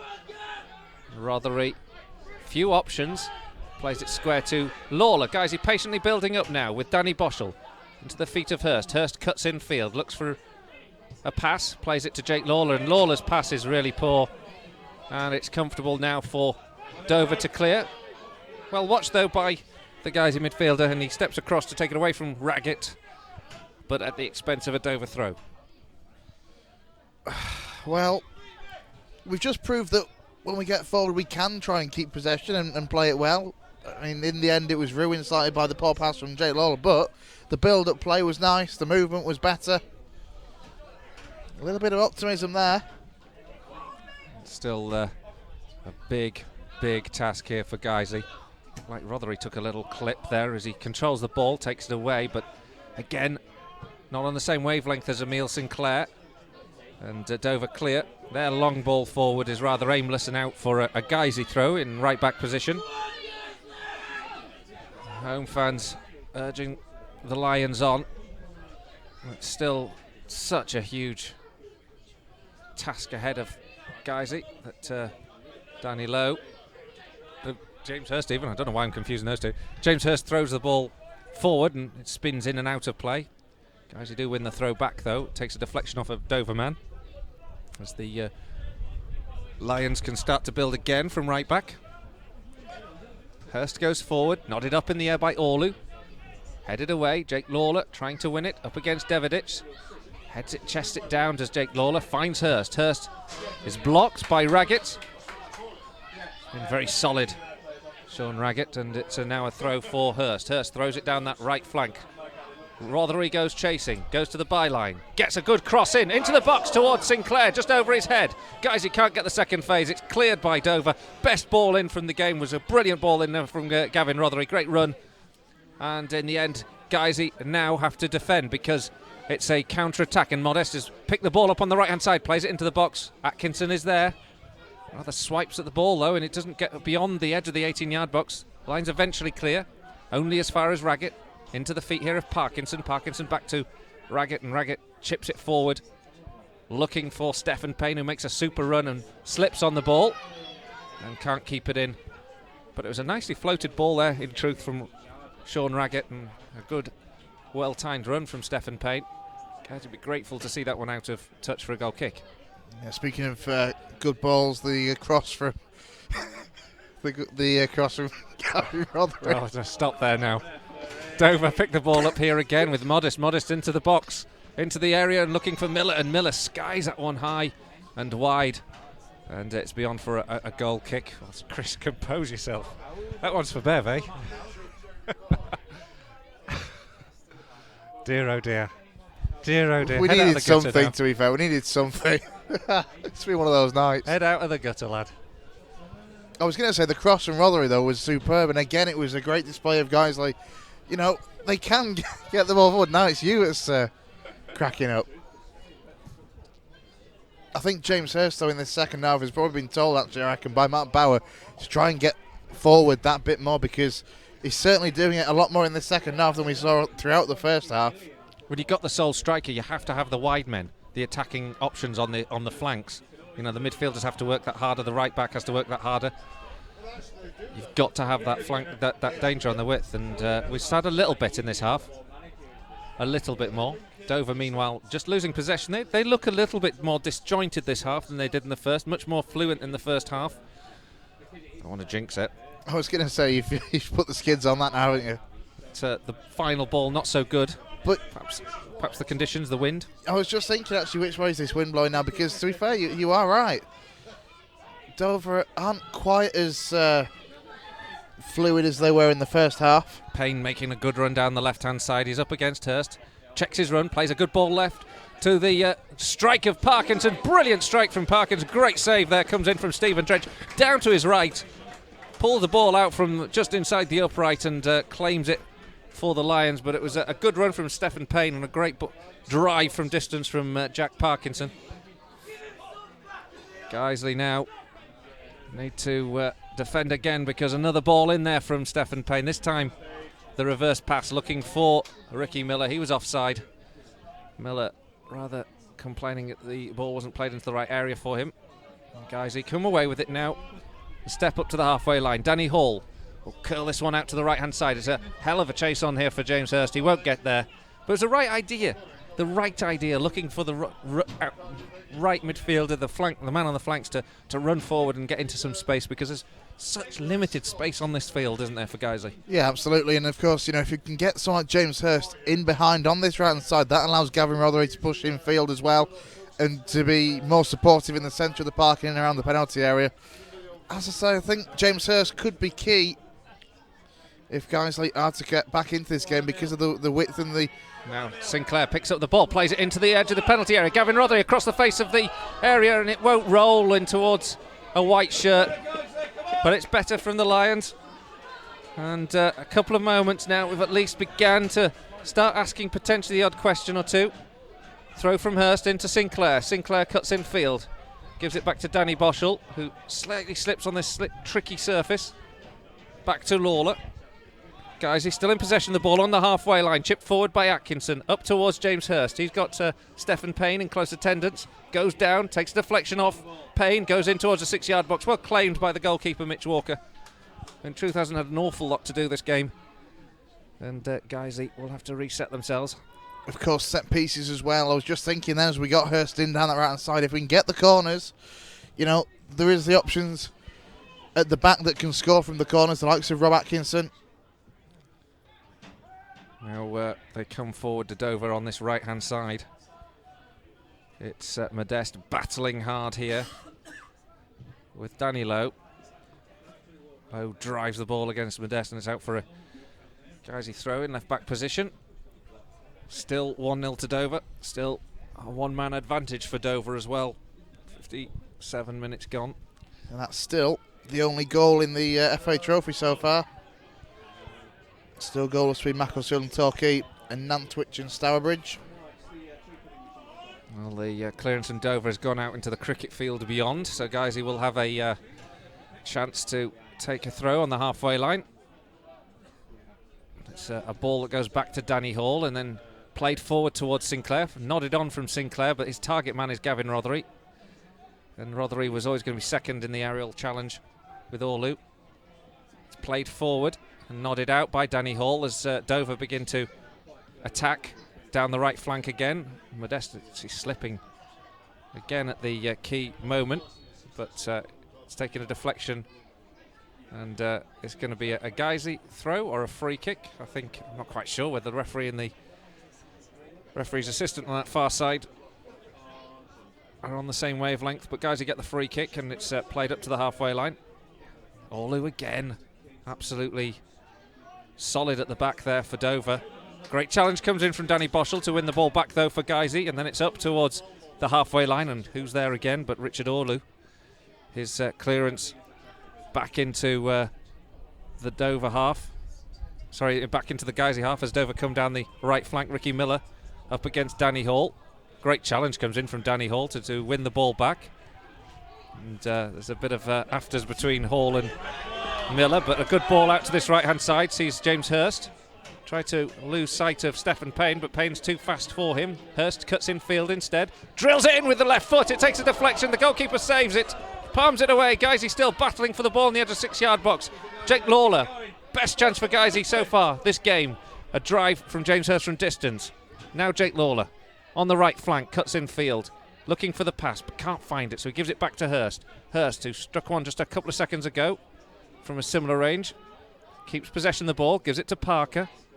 Guiseley still holding on to possession, need to find some form of incisive ball forward into Emile Sinclair. Sinclair looks for options, gives it to Jake Lawler. Lawler picks out Danny Boschel. 1-2 between Boschel and Ben Parker.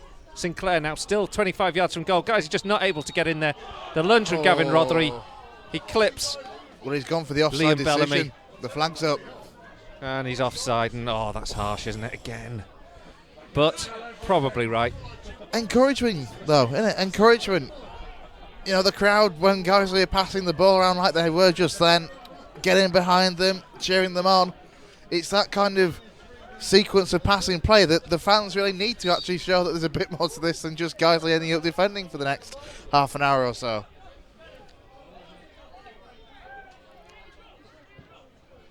The clearance played forward and nodded on by Hurst into the feet of Jake Lawler. Yeah, ended up running into a little bit of trouble then, didn't he, where his only option was to hoof it out.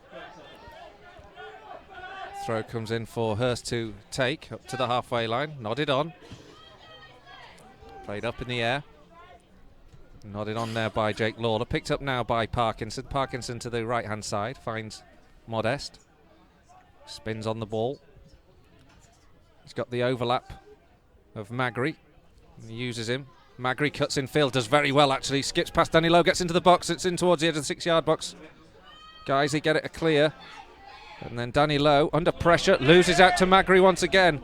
Frustration from the crowd here because of the momentous moment of lack of concentration there from Danny Lowe. But Sam Magri was so quick to close down. Good work there from the Dover man, but Guiseley have the throw in their own half towards the halfway line.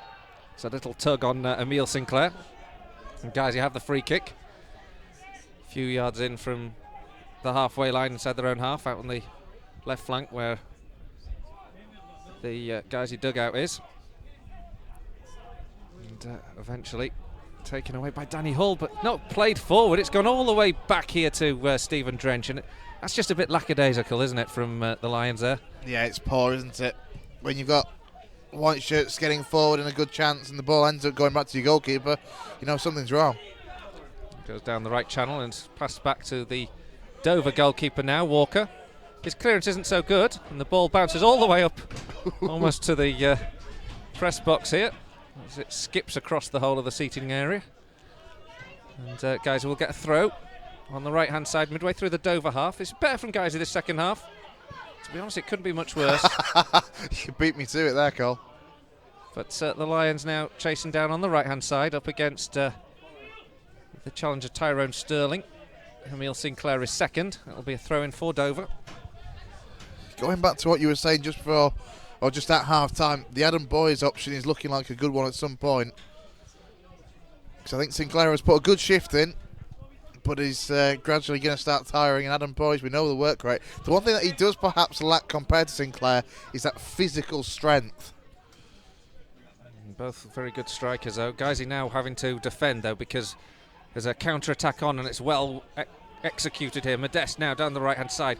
Plays the ball over the top. The on-rushing Mikulik gets a shot in, but he's played it over the bar, and it's behind for a goal kick. But excellent move on the counter-attack there from Dover. Ricky Modeste playing the ball in to find Miller. Ricky Miller unable to keep his shot down, and it goes behind for a goal kick. Yeah, but the pace of that counter-attack was what was probably most frightening about that. The ball from Modeste was a good one. Miller blazes it over. But how quickly did that go from Guiseley being in possession around the halfway line to all of a sudden being almost undone at the back? Dover win the ball again. It's gone forward this time towards Miller, but this time Miller is adjudged to have nudged Danny Hall. Free kick to Guiseley. Stephen Drench almost up to the centre circle to take this one. And Guiseley take it short. I'm not so sure that's such a good idea with Drench so far out of his goal. How does that even happen, though? Like, how poor was the communication then when you've got Stephen Drench right next to the ball and the free kick's taken by somebody that isn't him? Now it goes down this right-hand side. Gavin Rothery chases. It's going to be dealt with, though. And has it gone behind for a corner? No. The referee and the assistant on that near side say no. It looked awfully like it did, but Guiseley recover possession and send it back down the right-hand side. 10 men battling hard now to try and get back into this game, but still always likely to be exposed. Miller battling with Jake Lawler. Jake Lawler doing really well. And it goes all the way back to Stephen Drench. Drench lofts one up in the air. It hangs in the air and comes down in the centre circle. Rob Atkinson now finds Gavin Rothery. Rothery sends it down the right flank. Right idea. It's gone out. Yeah, it was the right idea there, wasn't it, from Gavin Rothery, but just a little bit too much on it. James Hurst couldn't get on the end of it. It's good to see them two, though, overlapping, swapping. As one drops back, the other one pushes forward. When they're trying to work the ball down this right-hand side. 25 minutes to go. Still 1-0 to Dover. Guiseley still with a real mountain to climb with 10 men against the 11 and putting themselves about a bit better though in this second half, the Lions, and they've won a free kick on the edge of the centre circle. Chance perhaps to get some players forward. Dover dominant aerially, but a good ball up towards Sinclair. Again, it's that man Orlu who intercepts though.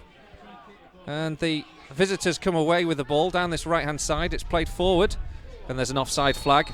Magri's ball, well organised by Rob Atkinson and Danny Hall there, because Miller and Stephen Payne both offside. Stephen Drench will take the free kick. Level with the centre circle, again inside the Lions half.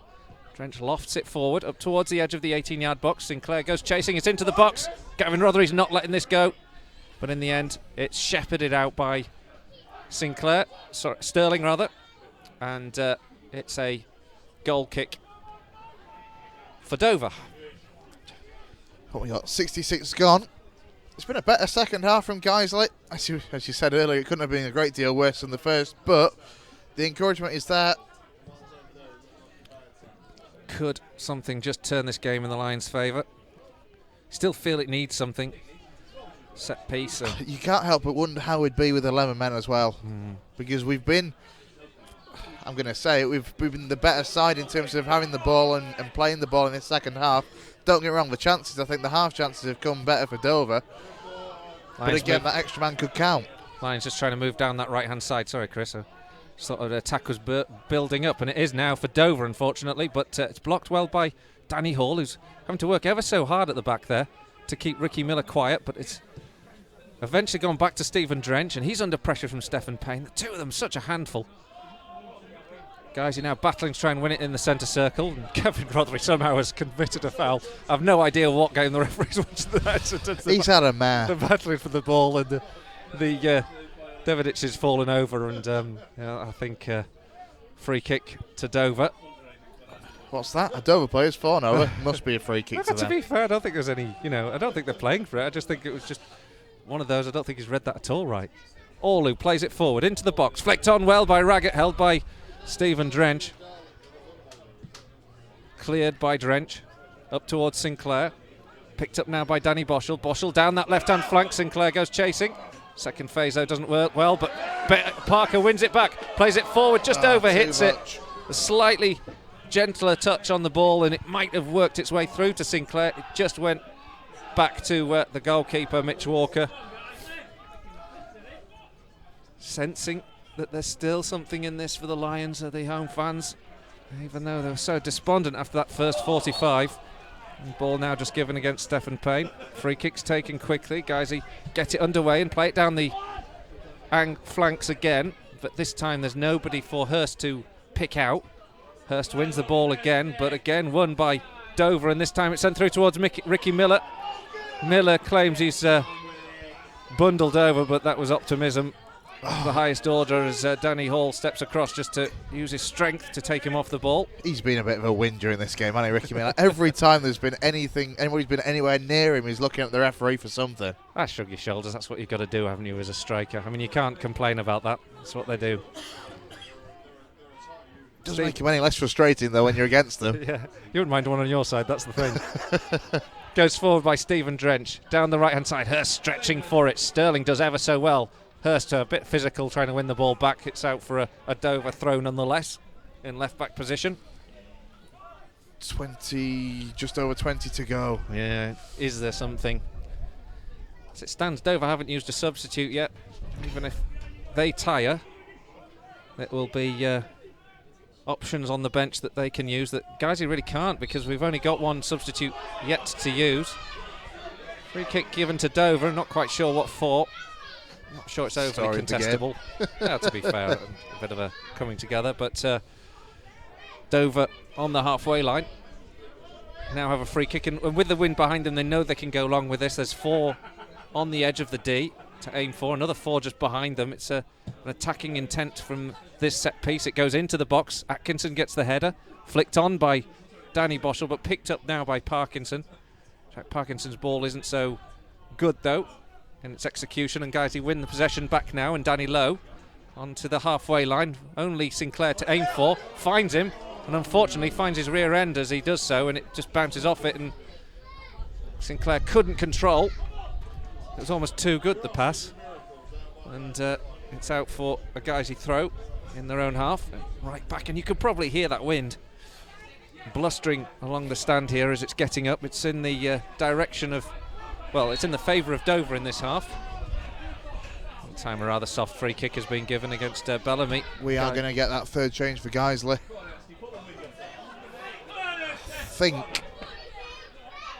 I think it's Adam Boys. Yeah, it would be the logical one, wouldn't it? Sinclair has worked ever so hard, but I wouldn't be surprised if he brings him off. Are we going to say, would you swap him, or would you try and get somebody up with him?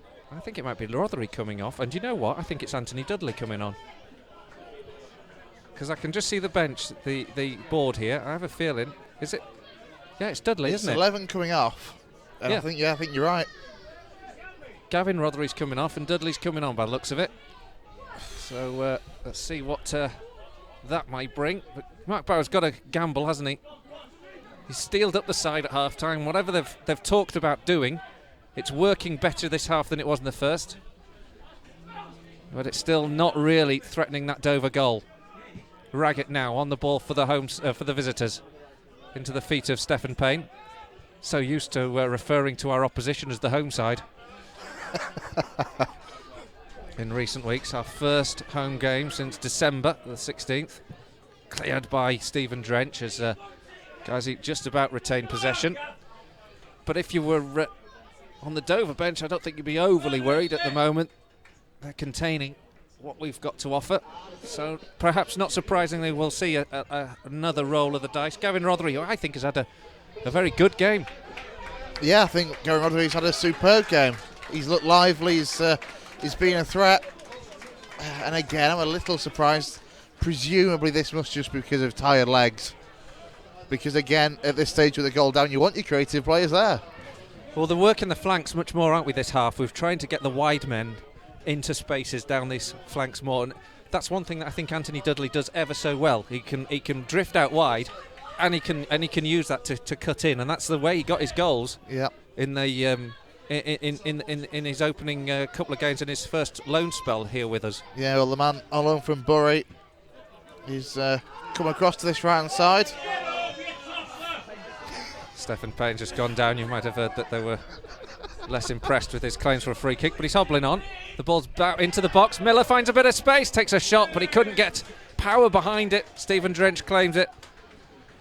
Pressure still on the Lions, as you might imagine. And Dudley chases this ball down for the first time, closes down well at Sterling, who's not used to perhaps having the pace of the fresh legs to deal with.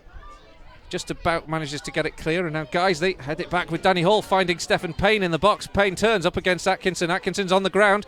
He keeps going to Payne, and then Payne blasts it over. I tell He you did what, all the hard work then, didn't he? they will be looking at this game now and thinking, why are we not 2-3-0 up here? Because they've had 2 or 3 chances, and they haven't tested Stephen Drench enough. Perhaps. They should have tested him. I mean, they've had a couple of chances that they should have at least put on target. Perhaps they may yet regret it. I've just realised what's missing, by the way. The netting behind the goal. Yes, that's right. We're not getting all the balls that they've put over the top. We're not getting them back this time. There's usually a large net there to keep them from going to the railway line. Now they're Northern Rails. Yeah, well, there's a lot of groundworks going on at the moment here as we get the ground up to standard. Guiseley keep the ball moving. Danny Boschel battling to win it in midfield. Doesn't get it. Dudley chasing down. He's closing down and trying to chase down this right-hand side to win the ball back for the Lions, but it's ahead of him. And then, he was going down before. My goodness me. There's almost a simulation there, isn't there? From he gets clipped, but dear oh dear. He almost got a point score for that one. Give but him an it's 8.5. It's a free kick. It was, to be fair, I think it was a free kick. But he was leaving it in no doubt that it's a free kick to Dover. It was midway through the Guiseley half, and it's in a dangerous position. Nicky Deverich is probably going to take this, isn't it, with his deadly left foot. And now there's a 4-man wall on the edge of the 18-yard box here. One of our colleagues, Nick Sharp's, just made a really good point. How can he not get a booking for that when Will Hatfield was a red card? I've given up. Football, eh? We've got a 4-man wall for Guiseley. It is about 10 yards up from the edge of the D. It's going to be a tough one to defend this because it's central. It'll be hard for them to get it either side of the posts. It's fairly central, but it's a good distance to strike this one. And Stephen Payne gets it short, runs with the ball, goes into the penalty area, blocked by Hurst, picked up now, and it's crossed back in by Bellamy into the box. It bounces all over the place before eventually Hurst puts his foot through it. Sort of wrong foot Sinclair, sadly, with the ball forward, and it's come back for Dover and into the edge of the 18-yard box. Big shout for hands against Stephen Payne. And the referee has a think and then gives the decision in Guiseley's favour. He was just dwelling on the fact that I think it had just hit his hands. And in the end, it's gone out for a Guiseley throw on the about halfway through the Lions half on the left-hand side. Still 1-0 to Dover, I'm afraid, and still Guiseley a one-man deficit as well, down to 10 compared to from most of this game after Will Hatfield was sent off in the first half. Wrongly. Yeah, well, yes, I know. The ball's played back now towards Stephen Drench. Stephen Payne was intercepting the pass back for a moment. Drench was out there. Up to the halfway line, Hurst clears. So beginning to sway back into the visitors' favour this game. Guys, you're not enjoying as much of the ball. Anthony Dudley has yet to really make an impression. There's a little nudge there from Modeste on low, but it's not given. He's picked the ball out on the right-hand side, plays it square into the feet of Magri to Modeste. Modeste crosses this one in. It's nodded in towards a goal, picked up there and buried. Dover 2-0 up now, Nicky Deverich. But again, a little bit of controversy because it certainly looked like there was a little nudge on Danny Lowe in the build-up to that. Deverich in the box was there to put the ball in the back of the net. I think that's game, set and match now. Guiseley 0, Dover 2. It's definitely a foul for me in the build-up there. The bit of a push on Danny Lowe, and the ball came away over to that right-hand side for Dover. The cross comes in. There is Defendix. It was practically unmarked. Finished it well, don't get me wrong. Mounting to climb now, though, for Guiseley, and as you say, it looks game over. The rub of the green just hasn't been there for us at all tonight, but to be fair, Dover have been a very accomplished side. They've got a great front line, haven't they? It's and just so frustrating, isn't it? Because we can go to their place and, take something. It's a funny old game, but we can go down there on a couple of occasions, come away with draws. Very unfortunate to get a draw in that first game before this one. They come forward again now. Dover, Bellamy having a run at the back line. Guys, he will have to stretch if they're going to get anything back into this. It goes up towards the back post, flicked away by Hurst and out for a Dover corner. Guys, he made all the substitutes.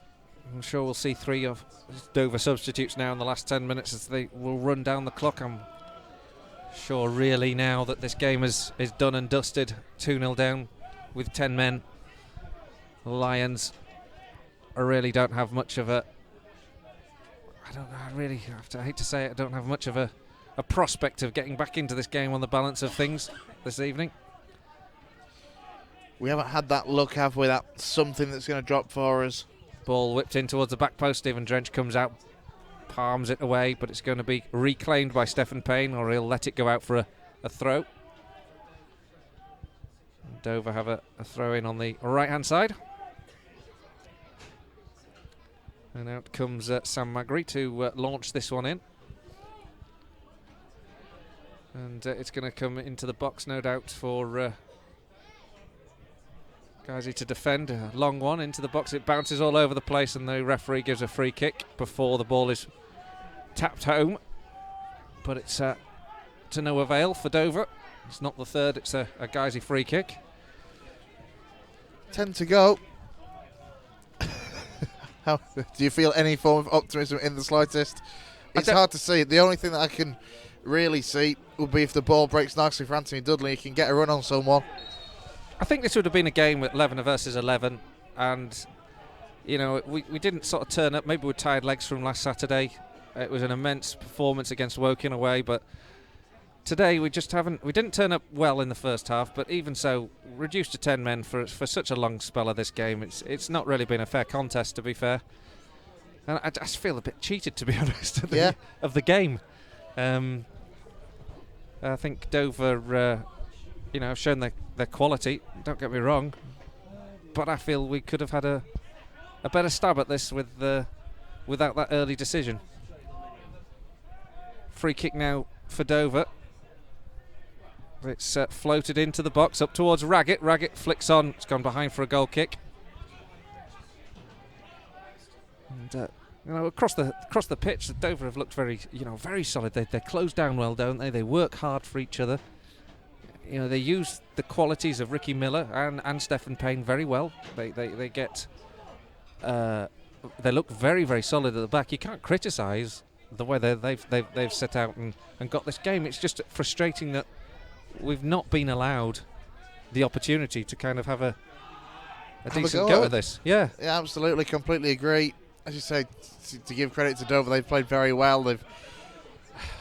It's been a good course of game management from their perspective. They've looked after the game well. Apart from a couple of really good crosses, we haven't really tested Mitch Walker. I think the main save that I can think of he's had to make was the effort from James Hurst from distance. Well, there's now a free kick to Guiseley. To be fair, in the middle of the park, it's probably one of the better chances we've got at this game. It's probably about 10 yards up from the edge of the D. Don't waste it, lads. Don't waste it. We'll have to do something here, don't we? Really, in the course of the game, it'll have to be something spectacular. 9 minutes to go. James Hurst stands over. I'd fancy we'll take this. Danny Boschel is also standing over. There's a 3-man wall, and guys, you have 5 men on the edge of the 18-yard box more.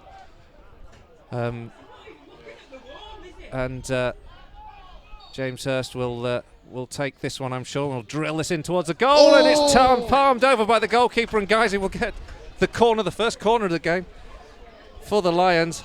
That was some strike. Decent strike, wasn't it, from James Hurst? A really powerful effort from James Hurst that looked like it was heading straight for the cross while the goalkeeper wasn't taking his chances and tipped it over. So we just wait for a ball to enter the fray. So James Hurst will come across to this near side on the right flank to take this one. Guiseley have 4 on the edge of the D, 2 inside the 6-yard box.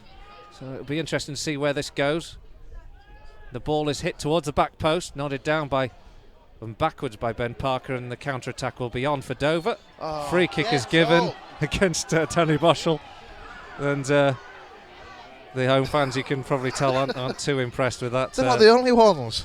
In front of that, looked a little bit soft. Difficult to say necessarily from this angle, but it certainly looked a little soft.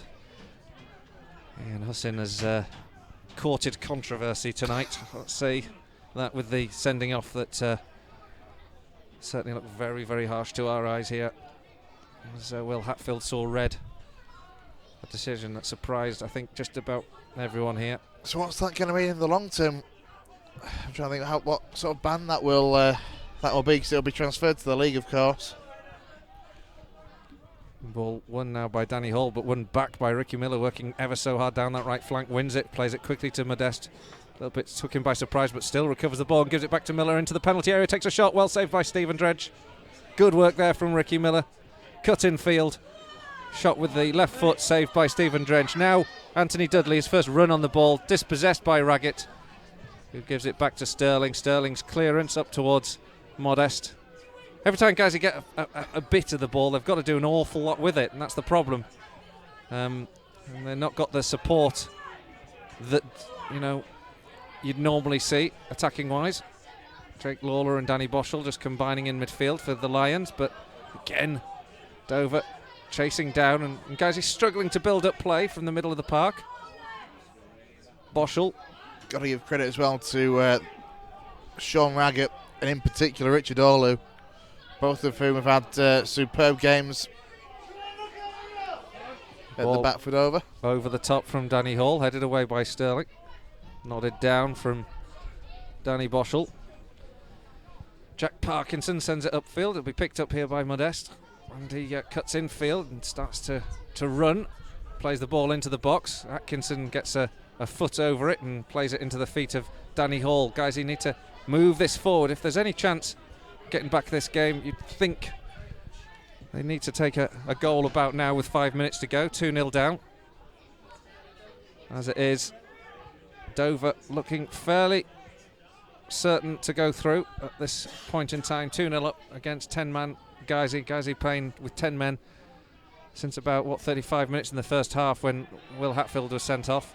Free kick now for the Lions, though, level with the edge of the centre circle, and it's met with ironic cheers.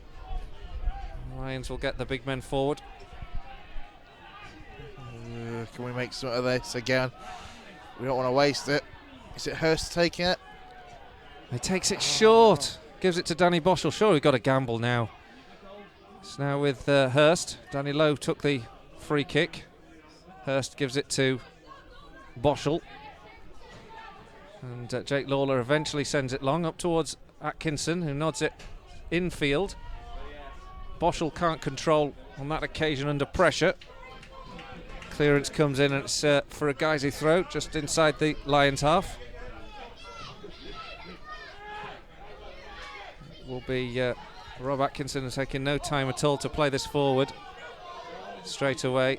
And in the end, it's a Dover throw as his ball to Ben Parker isn't controlled, and it's gone out for a throw in for the visitors, who in turn lose out with Jake Lawler robbing the ball from Ricky Miller. But now Danny Boschel's in an awful lot of trouble. He's got 3 players around him. He was played with a ball to his feet. He does well to spin and give it back to Stephen Drench.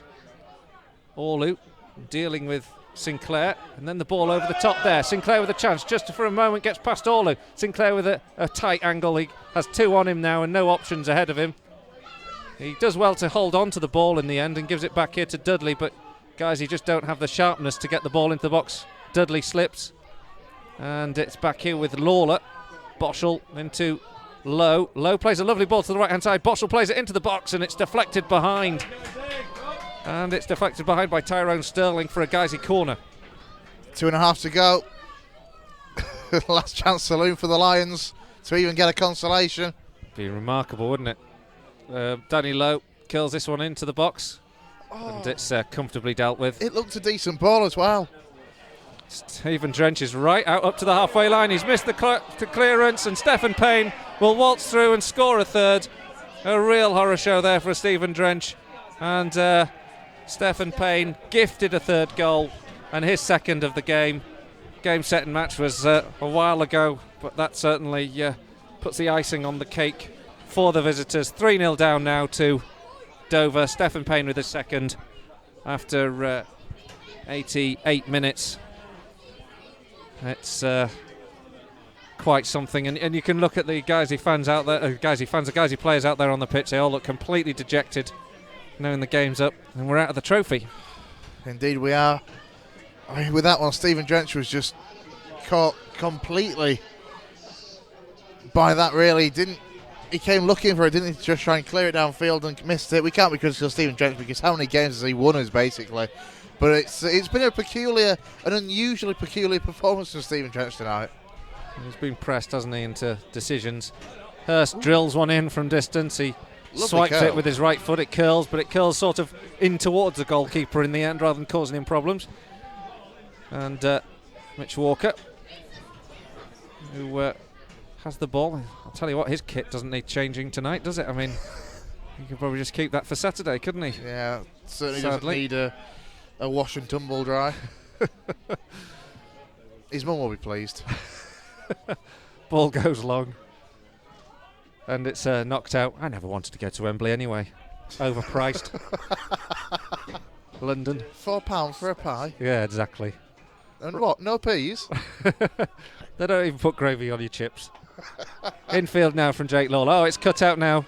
And Dover can probably completely wrap this up on the counter-attack here if they keep moving. But Ricky Miller just can't get the ball under control. Atkinson battles for it. Oh, sorry, Danny Hall does, rather.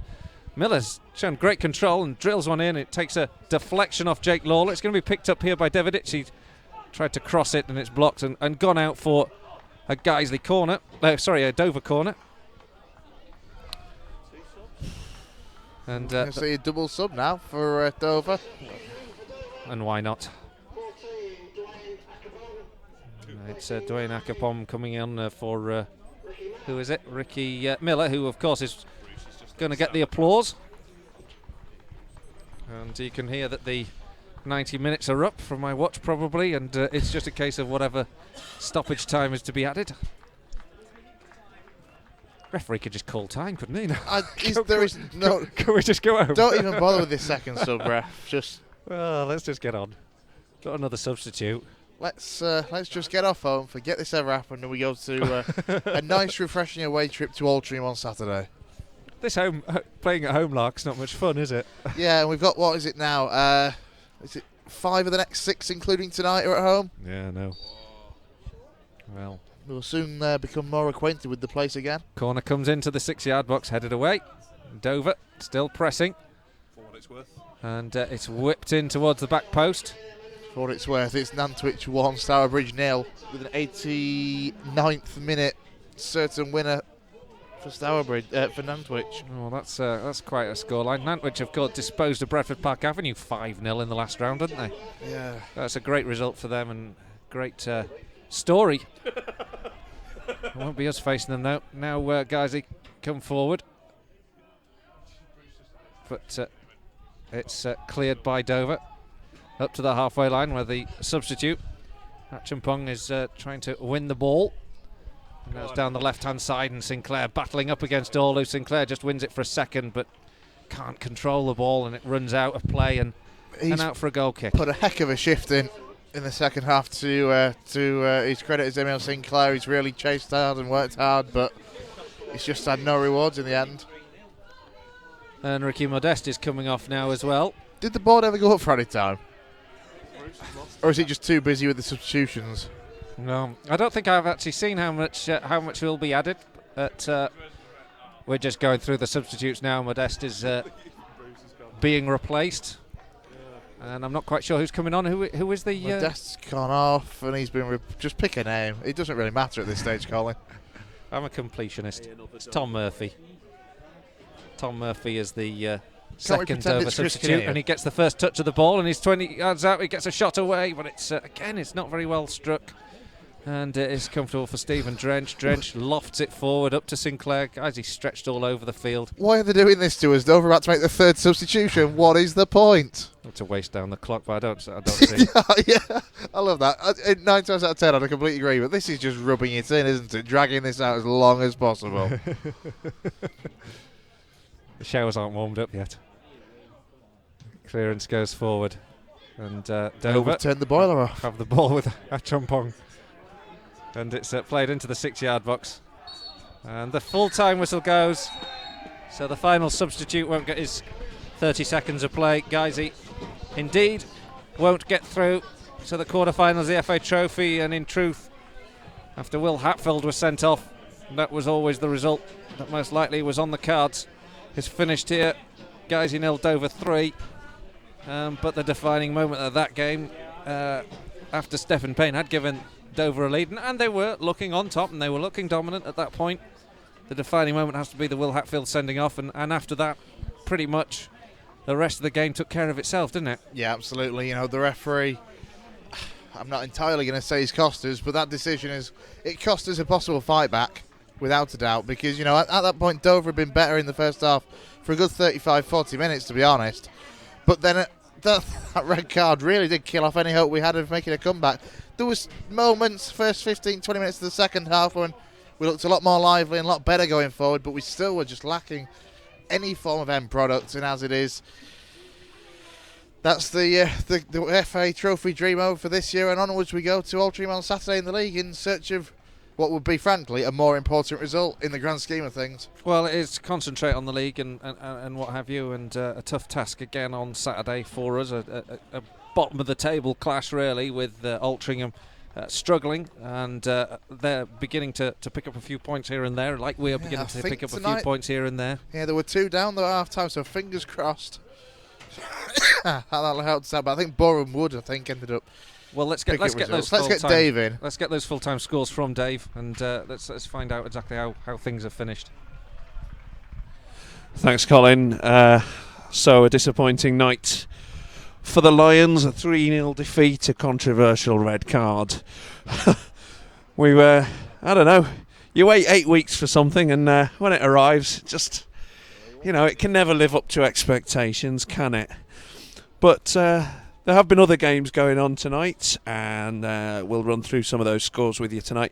We're concentrating on the league now, so we'll start with the Vanarama National League games that were played tonight.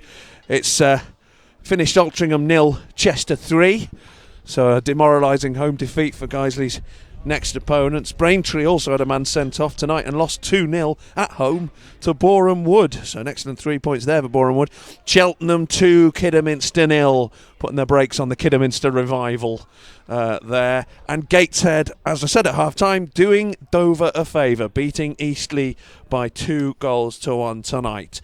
So Top 6 in the Vanarama National looks like this. Cheltenham played 33.75. Forest Green 33 and 71. Grimsby 31 and 59. Tranmere 33 and 54. Dover 31 and 52. Altringham's defeat tonight keeps them 4 points away from Guiseley, who are now in 18th place, 31 and 37. Altrincham played 32 and 33 points. Boreham Wood's precious 3 points tonight take them above Halifax, out of the relegation zone in 20th place, 32 and 32. Halifax 31 and 30. Welling 31 and 26 points. Kidderminster 32 and 23. Not out of it yet, but it's looking bleak. And Torquay 29 games played and 20 points. Torquay won tonight in the FA Trophy. They were playing away at Macclesfield and they won that game 1-0, a goal by Smith in the 67th minute. And for what it's worth, it would have been Nantwich in the next round. Nantwich winning against Stourbridge with an 89th minute winner to ensure a long journey home for the Stourbridge faithful in the FA Trophy. As I say, we're concentrating on the league, and there's some National League North games on as well. Chorley could have been us, losing at home at against Gloucester 1-0. Hensford 1, North Ferriby United 1, Lowestoft 3, Fylde 1, Stalybridge 0, Harrogate Town 1. Harrogate Town on that magnificent run.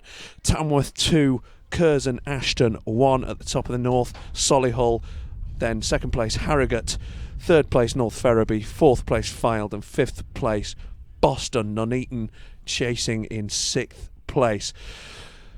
So that's the football for tonight. We are out of the FA Trophy. The Wembley Dream has died for another year, but we concentrate on the league, and we will be back at Altrincham on Saturday in the hunt for a precious 3 points in the Vanarama National League. But unfortunately for Guiseley tonight, it's Dover and out.